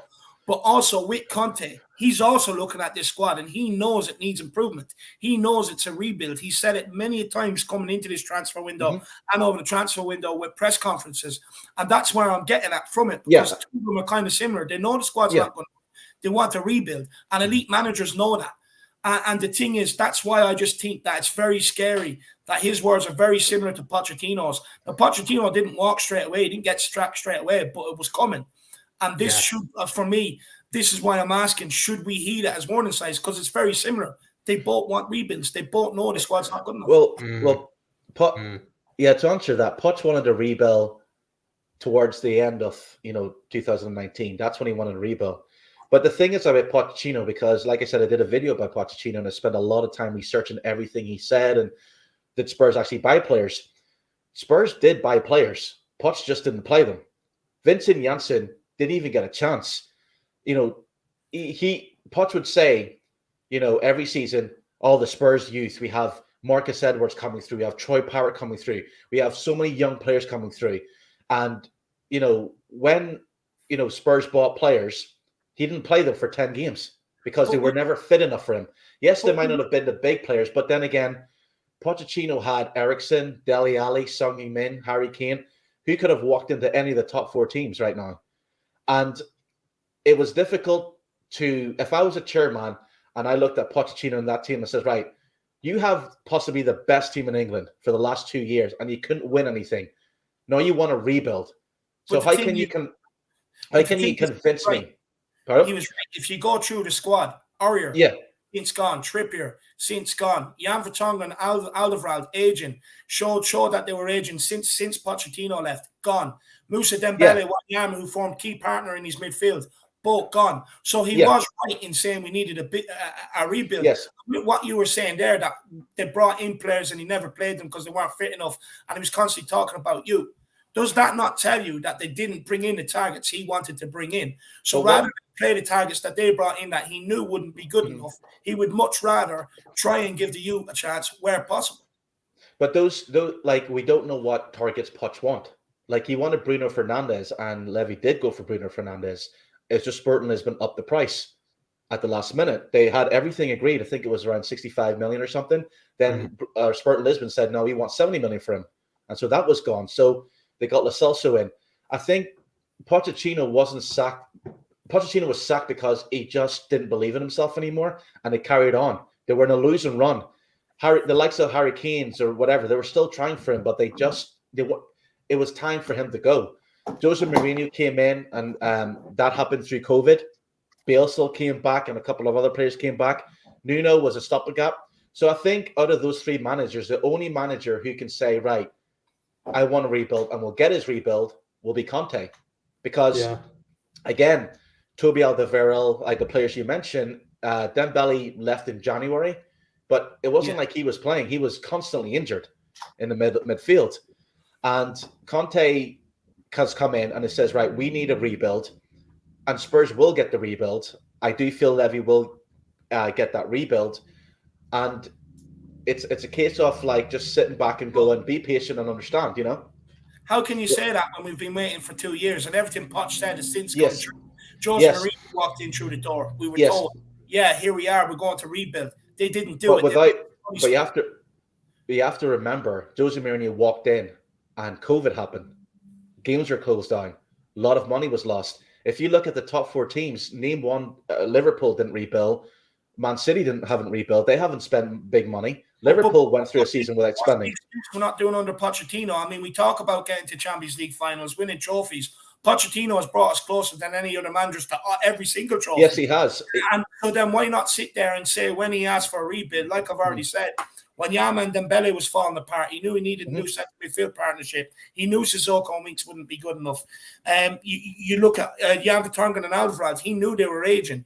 Trippier and Aurier knew they weren't good enough. He knew the problems was already existing with Danny Rose and Daniel Levy, what was going to happen there, because his comments that he made in 2019 actually came back off the back of him being asked about Danny Rose. So he knew what was coming down the line with Danny Rose. I mean, yeah, we had Ali, but Pochettino also knew Ali stopped performing before Pochettino got sacked. Ali had stopped performing, so he knew he needed a rebuild. Now we can sit here and say, yeah, 100% Conte is going to get the rebuild, but you can't say that because Pochettino, who was the closest to bring us to any of the trophies, didn't get it.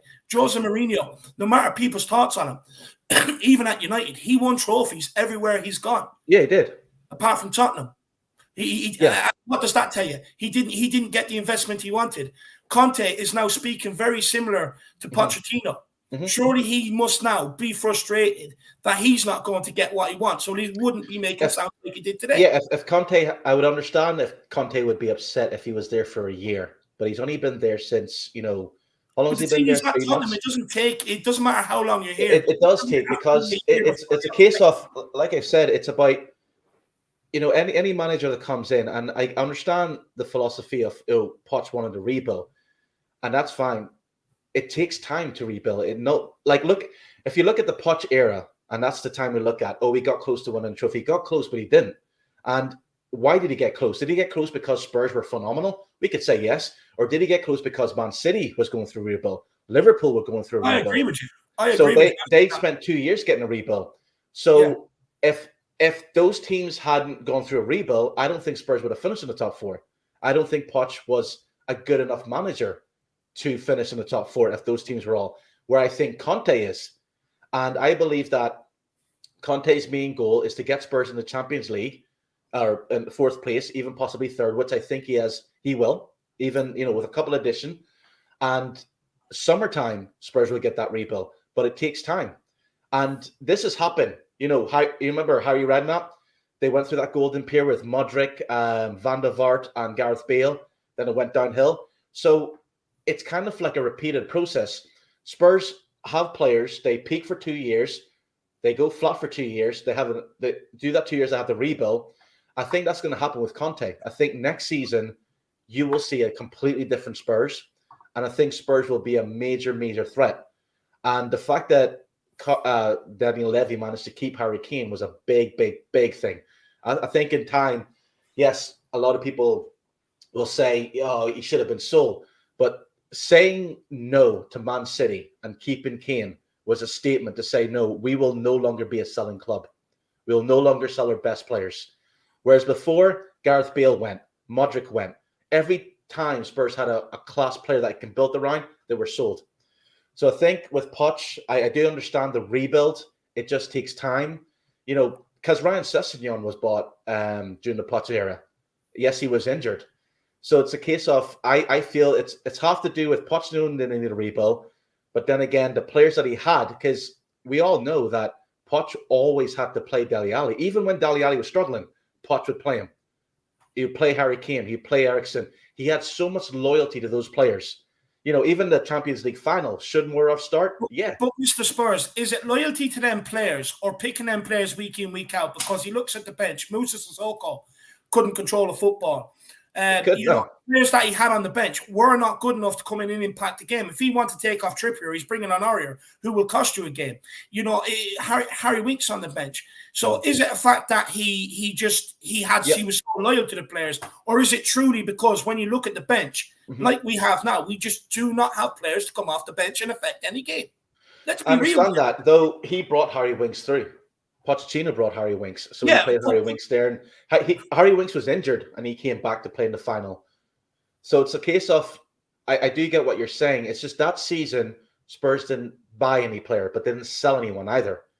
And if they'd have sold players and not replaced them, I would understand. But at the same time, he still had enough of Liverpool didn't outplay Spurs. It was just that Spurs just didn't turn up. But Liverpool. Oh. Is he going to be back? Well, we'll just Origi scoring in the final minutes. So it's a case of that squad was still good enough. Now, I do feel that if Pochettino had gone right, let's go again, he would have got the investment. I really do think so. But I felt that season, the season he got sacked, and I was watching him on the touchline, there was the motivation had gone, and I do think he lost so much self-belief in himself because he didn't win the Champions League. But I just the feel thing that is, that was a thing. again, I fail to blame Poch. I do believe he said let's go again because he wanted to stick around for a rebuild. I mean, you're talking about Pochettino that clubs were calling for. Some of the big clubs, they really wanted him. He rejected United and all that times while being the top manager. He wanted to go again. That's why he called for the rebuild. But the point is when he called for the rebuild, you look at Ndombele was brought in. I mean, obviously, Pochettino is going to be frustrated. I mean, look at the fat fucker. He can't move about. He's absolutely useless. His attitude is disgusting. Session, injury prone, had to be loaned out. Too young, was never going to come in and affect the first team. My point is, the signings that were coming in, he could see we're not improving Tottenham. Of course, he's going to get frustrated. But to say he didn't say let's go again, I don't think is correct because he asked for a rebuild, which clearly states he wants to go again. And not so much a complete overhaul. I mean, you're never going to get 6, 7, 8 players in and out in one window. But a rebuild in terms of that he needs to fit his system and bring in 2 or 3, then go again in January and go again the next summer.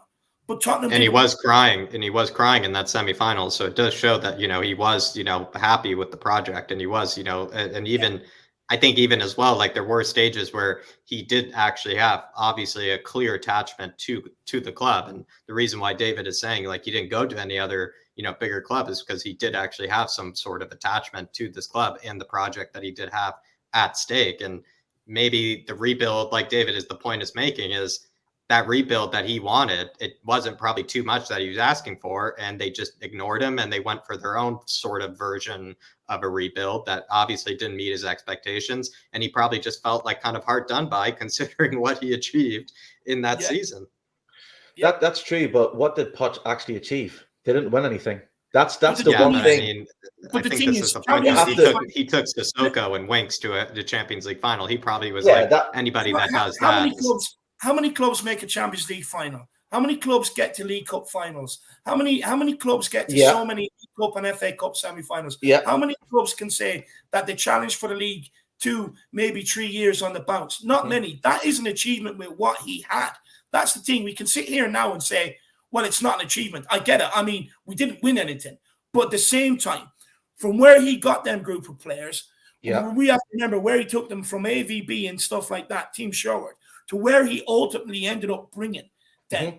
That is an achievement in itself. I'm not dismissing that. That's not an achievement. Poch had a group of very young players who were all hungry, and he came in from Southampton and he got them playing. And what I'm saying is that the likes of Liverpool, Man City, they were all rebuilding. Now, when it came, the one thing about Poch, and this is something that I'm a big admirer of Poch, and I thought what he did for Spurs was awesome. But when it came to the final games, the big matches, he froze up. You have to remember that he lost a semi-final against Jose Mourinho, who was managing a Manchester United team who was possibly the worst in history. And he lost that final. He lost the semi-finals. So as a chairman and Daniel Levy, or any chairman, you look at it and go, okay, you want to rebuild. You've had the best group of players Spurs have ever had. But what have you actually done with them? It's all great getting to the finals, but when it comes to the semi-final, I mean, Conte knocked them out. Chelsea knocked them out a couple of times. Would you say Pochettino was outclassed by Jose Mourinho managerial-wise in that FA Cup final? In my video, I said, yes, I would. Pochettino, this is weird. This is a weird statistic, right? So just to kind of finalize the point. So they sacked Pochettino and brought in a guy who they clearly knew could manage and out-tactic Pochettino in finals. If we go by what you were saying, that they didn't think that he was good enough on the big occasions, but then they brought him in and didn't do anything with him. They brought in Jose Mourinho, who would have been who they're knocking out Pochettino. So they placed him with a guy he was bet by in a final, but still didn't do anything with that guy. Jose, when I looked at Jose Mourinho, I thought he could be the one to win Spurs a trophy.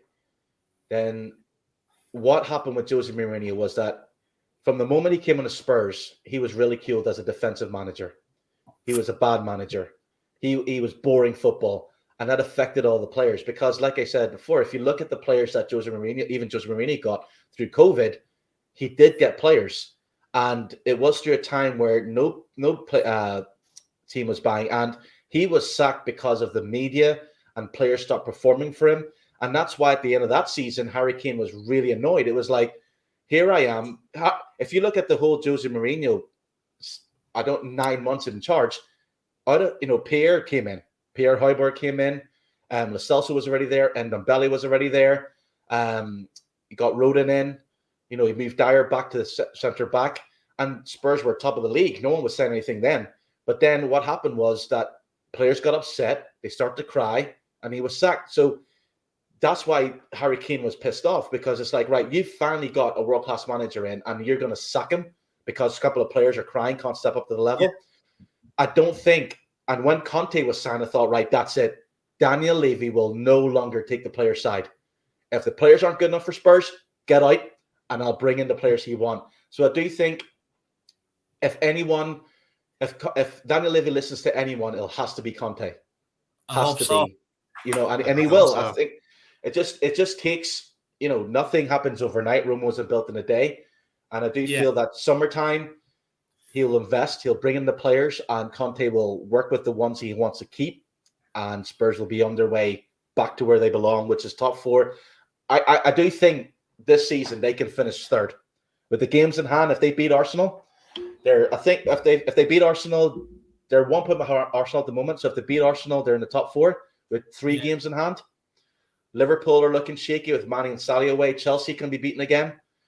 I think at the end of the season, we might be looking and going, "Holy shit! What Spurs finishing 3rd? What?"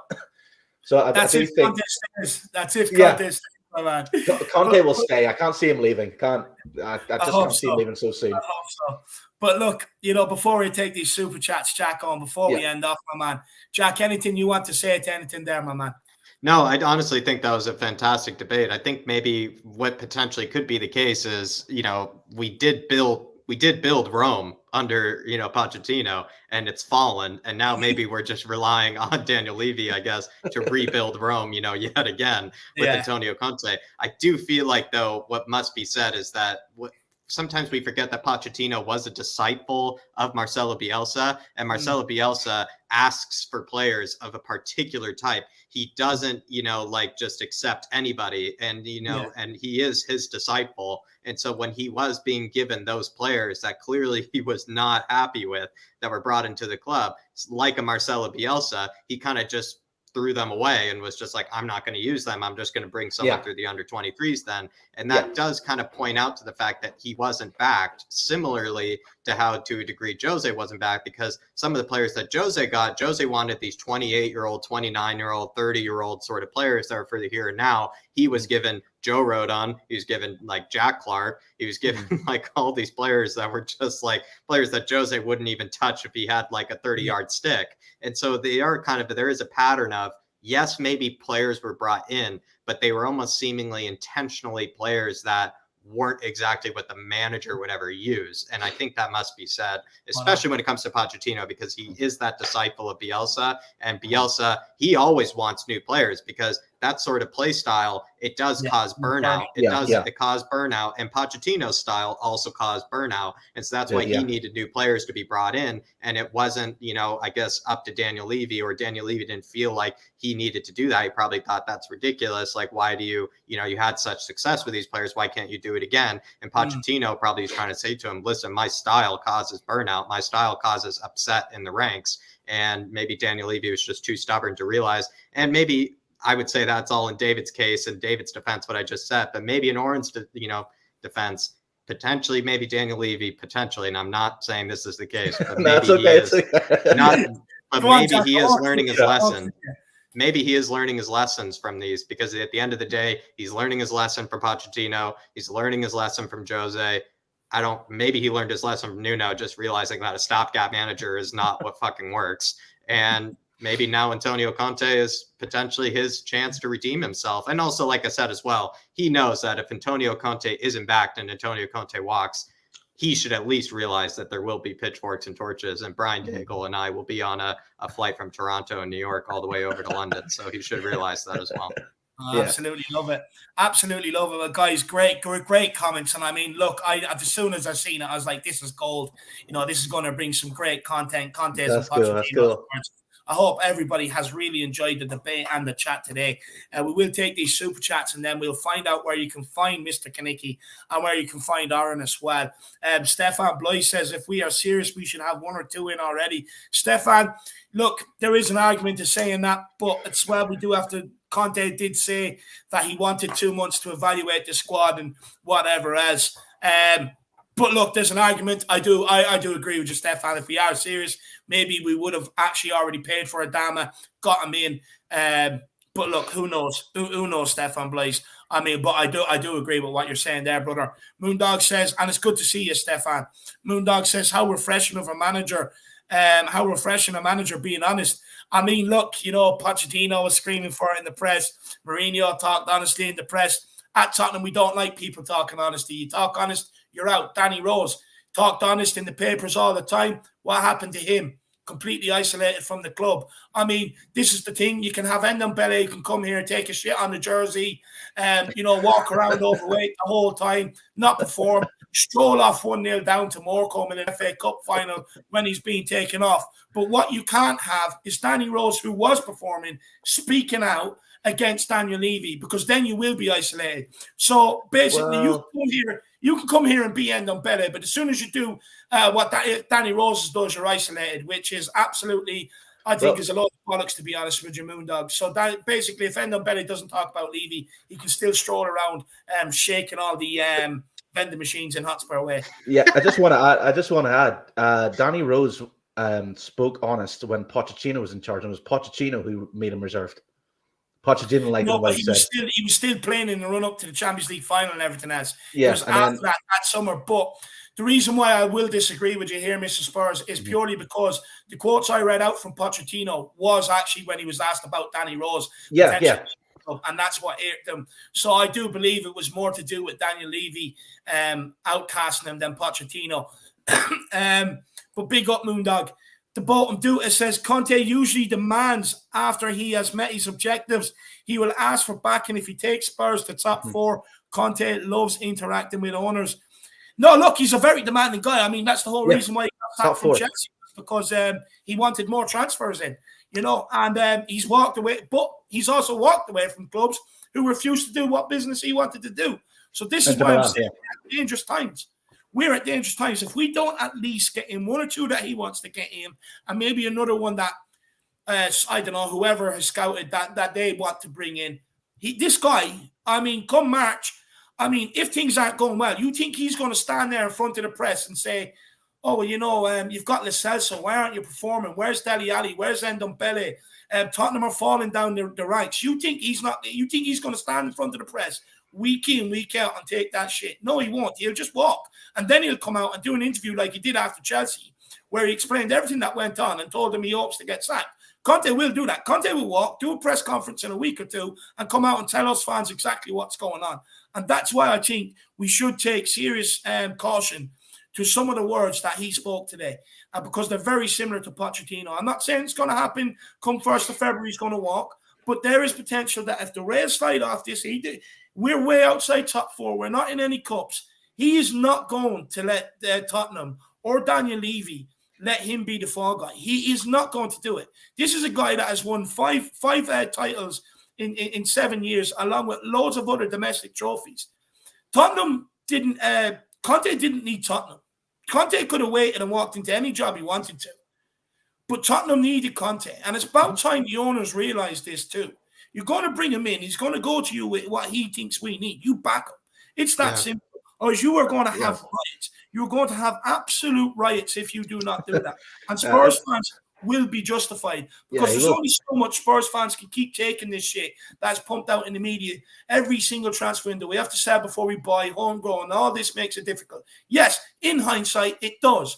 But you can't roll that out every single transfer window and expect Spurs fans to eat it, and then roll out Pochettino, Jose Mourinho, and Antonio Conte, if it does happen that Conte does walk, and say they're wrong, we're right. Because that's 3 of the world's best managers. You cannot do that. So if that does happen, there's going to be some serious discontent with fans and ownerships. And look, I then do think fans are justified, because it's getting to a point where you just need to invest to be able to move on. Yeah. But big up the Bolton do it. Josh Smith says, big up you three. Who do you think we'll bring in?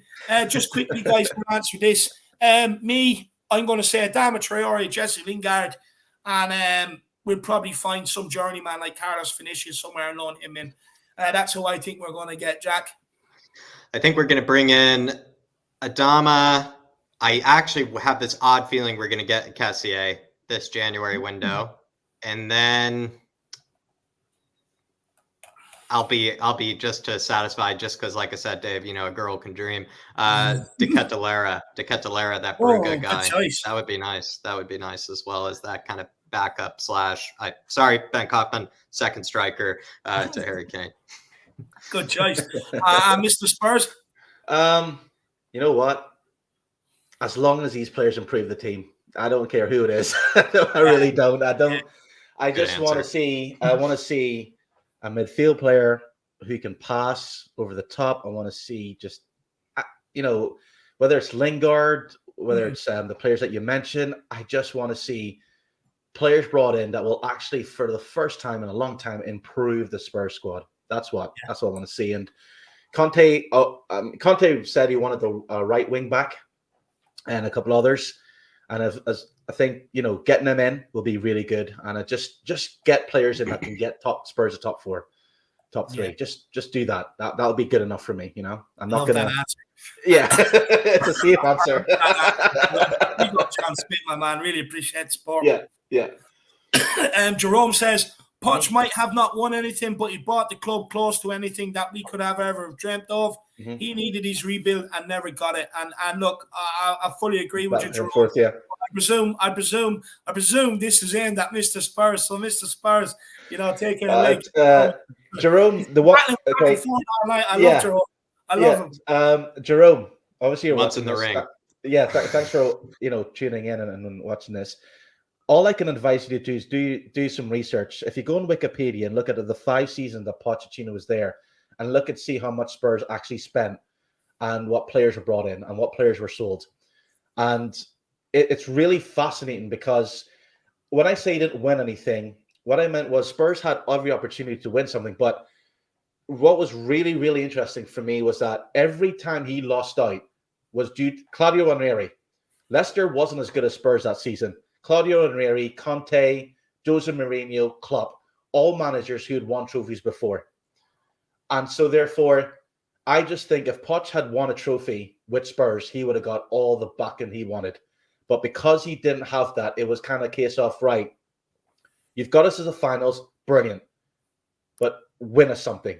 Win us a League Cup, win us an FA Cup. And every single time it came to that, even at PSG, what does he want at PSG? And who's he got? He's got Mbappe, Neymar, Messi. Will he win the Champions League this season? I don't think he will. When it came down to Poch, looking at him, he's not a manager who's good enough to win the big trophies. I understand the whole Conte thing, but if Conte was there for a season and this was like, oh shit, he's been there, summertime, and this is his, he spent a year there and he's saying this, be concerned. But he's only been there for 3 months. Summertime will defy everything. But Jerome, I would say, yes, Poch took us to the highest level and it was great. Though I felt that if he was a top manager, he would have won us something.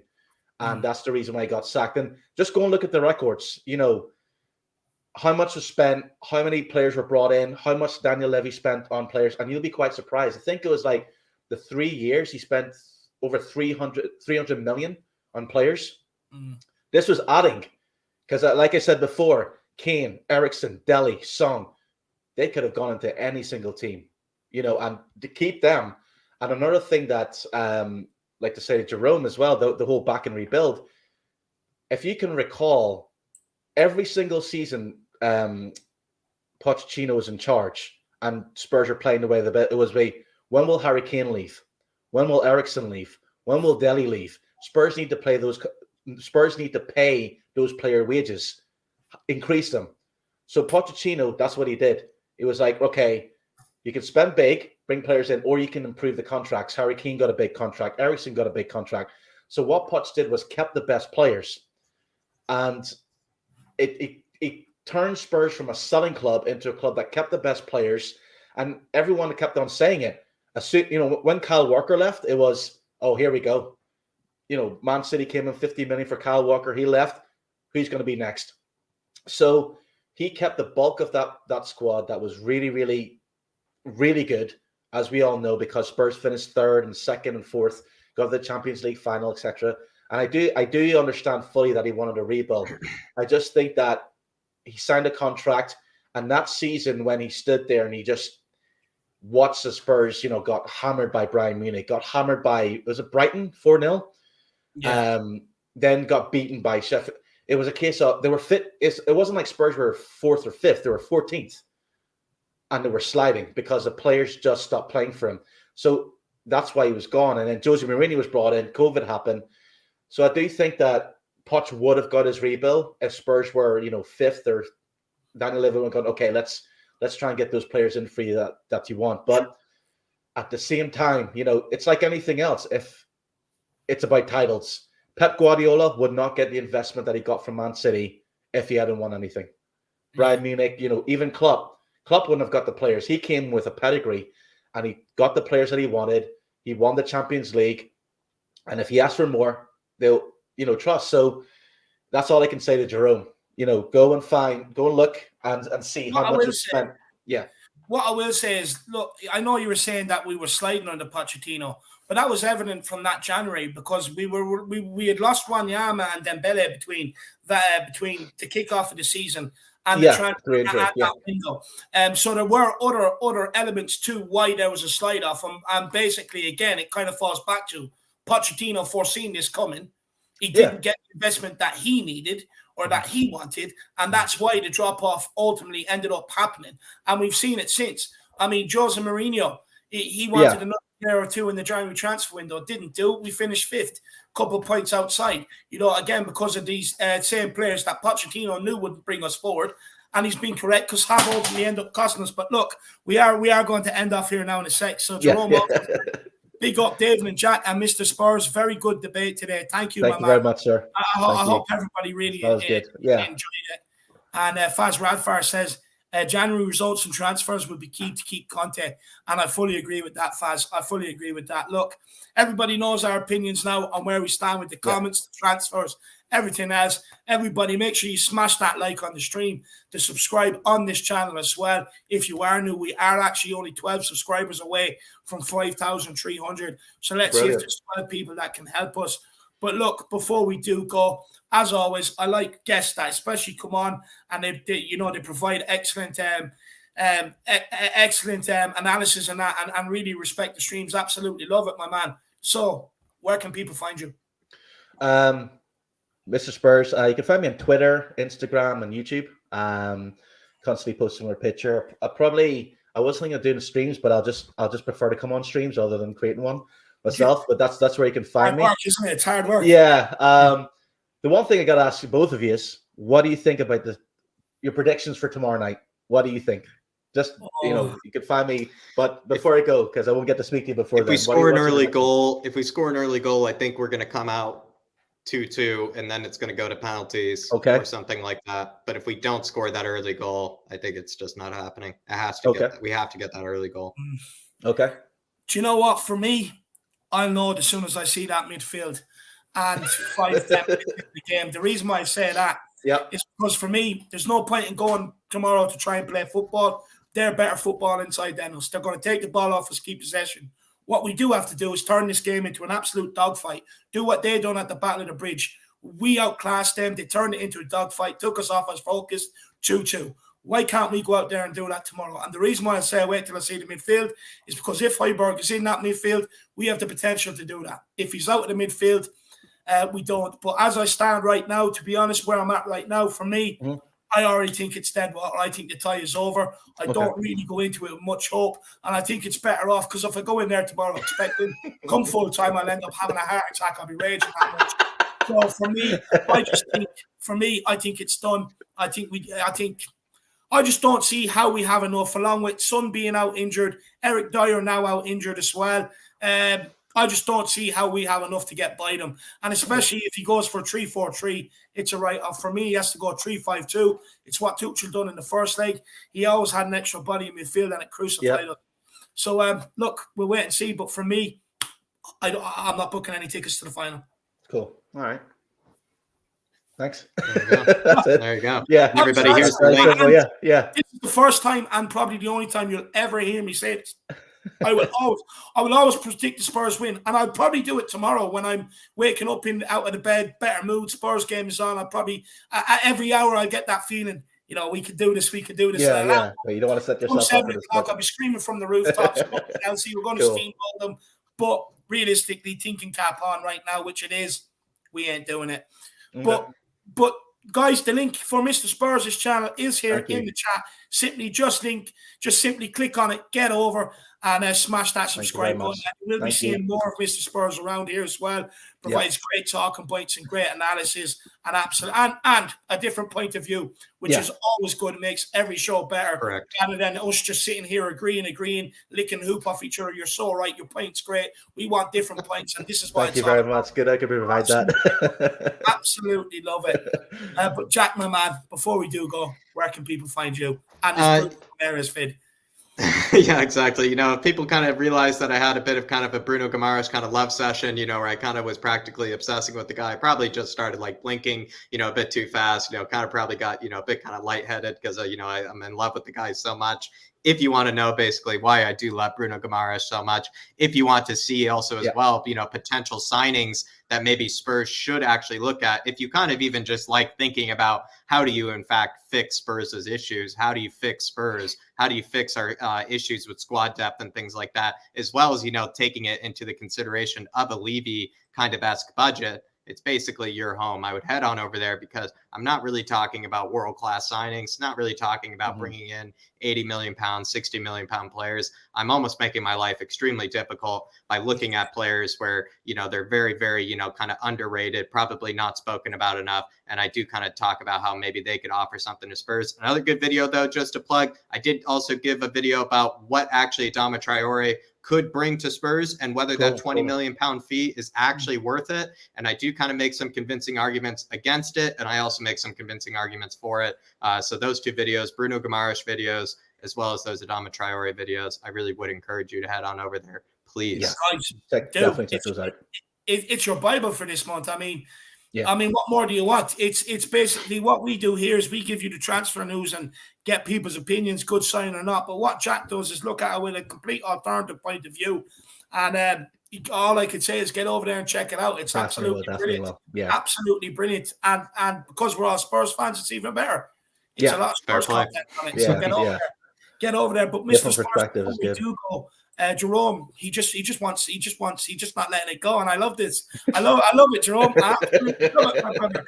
He says, Mr. Spurs, you've probably been supporting Spurs in the last couple of years. Ooh, okay. But I have for 37 years. Ooh, okay. And what Poch has done for this club has never been or seen before. Okay. For a couple of years, I've been supporting Spurs for 38 years because I'm 39 years old. Started supporting Spurs when I was 9 years old. So, I understand, but I would say certain Harry Redknapp got Spurs to 4th place, got them in the Champions League a couple of times. And Jerome, I'm not dismissing what Poch did. I'm just thinking that could he have done better? And yes, because he got in the Champions League final. So if I've said it before, if Jose Mourinho hadn't been in charge of the Poch team, Spurs would have won the Premiership 3 times, won the Champions League and the FA Cup and the League Cup. If Conte was in charge of the team that Pochettino had, Spurs would be the ultimate team. They would be the Champions League winners, won the Premiership twice because the second season they finished second was behind Conte and Chelsea. So that's all I'm saying. I'm not saying that Pochettino wasn't good. He was good. But I just feel that Conte, especially, is a level above him because when it comes in, when you look at the CVs, who are you going to be more impressive? A coach that has won titles and premierships, or a coach who almost got there? That's just the way I look at it. So I understand, and supporting Spurs as long as you have, I've seen the rebuild. I've seen it when they were going through. Spurs came from a top 10 team. As in like finished 10th or whatever. I mean, I was there when Spurs almost got relegated, had points deducted. They had to sack one day Ramos, was it? And brought in Harry Redknapp. who then got them up the table. I was there when Spurs, won against Man City. Peter Crouch header got them in the Champions League. So I do get it. And yes, Poch came in, and I do feel that the reason why Poch was good as well was because, like I mentioned, the big clubs at the time were going through a rebuild. Man United, Man City, Liverpool, even Chelsea. And they lost to Leicester. If you look at that team sheet, could you say that Leicester team was better than the Spurs team? You couldn't. Yeah. Even when they played Chelsea at the Stamford Bridge, that famous, I watched that match. And I was looking at that match. I'm thinking, right, Poch, you need to be a manager here. Stop folding your arms. Tell a player to go down. Spurs were winning that game 2-0. Goals from Harry Kane and Son Heung-min. And Poch he almost froze in the moment. And then not to mention that at the end of that season, Spurs finished third, not second, because at the end of that season, they got beaten 5-1 by Newcastle. Yeah. Newcastle was relegated. What did Poch do? Stood there, arms folded. I'm lost. So I noticed that every single time when it came to the big games where Spurs needed a manager, not a mate, Poch froze and he didn't know what to do. Semi-finals, the final against Chelsea, Wembley, got them there. They should have beaten that Chelsea team. Spurs were better than Chelsea. But what happened? Chelsea had a manager who had won a trophy before. So I'm not saying that Pochettino wasn't good. I'm saying that when he came up against managers who won trophies, he always lost. And that's the evidence. That's all I'm saying. No, look, Jerome. I love that, Jerome, though. Just want to say, pick yourself up because he's wanted to hop in the ring this whole time, Jerome. Yeah, that's cool. Like it's you got to appreciate it. Pick up. Yeah, no, it's good. I like it. Shows that I've done my research. You have to come prepared. Prepared. Well done, Oren. Well done, my man. As always, you always have to come prepared. I mean, the Harris Army, they'll catch you out if you're not prepared. Oh, yeah, you gotta do I absolutely love it, though. But look, it's been absolutely great, guys. It has been great. Look, just quickly, Seth, sorry, the Luka Modric one. Look, Luka Modric ain't coming back to Tottenham. So he's been playing a lot too under Ancelotti too. He plays all the time under Ancelotti. He's not dealing with Daniel Levy again, especially at the tail end of his career. I mean, it's just not happening, Seth Sorg. But big yourself up. But look, guys, there we have it. I mean, look, what a debate. What a show. I mean, incredible numbers throughout. And all we have to do is just thank you guys for that. You guys at home who are viewing in, who make this channel, who make the chats, everyone who puts in all the good talking points. A massive thank you to you. You guys stuck with us for the whole show. Absolutely incredible. A massive thank you as well to everybody who put in the super chats. We really, really do appreciate the support. And, they led to some great, great debates and talking points as well. So I really, really do appreciate that, guys. And we gained some new subscribers here as well throughout the show. So I really appreciate that. But look, guys, we will be back tomorrow with a pre-match build-up, followed by a watch-along as well. So that's what you can get on this channel tomorrow. It should be absolutely good. But guys, make sure you smash, get over to Mr. Spurs, smash the subscribe, get over to Jack, flatcapeurotalk, smash the subscribe. Last people I have to thank is the two boys. Thank you so much for sitting with me for the last 3 hours. I really have enjoyed it. You guys have really made the show. I really appreciate you. As always, guys out there, Chelsea tomorrow, get to bed. Big game tomorrow. As always, come on, you Spurs. In Conte we trust. In Conte we trust. Levy, shake the wallet.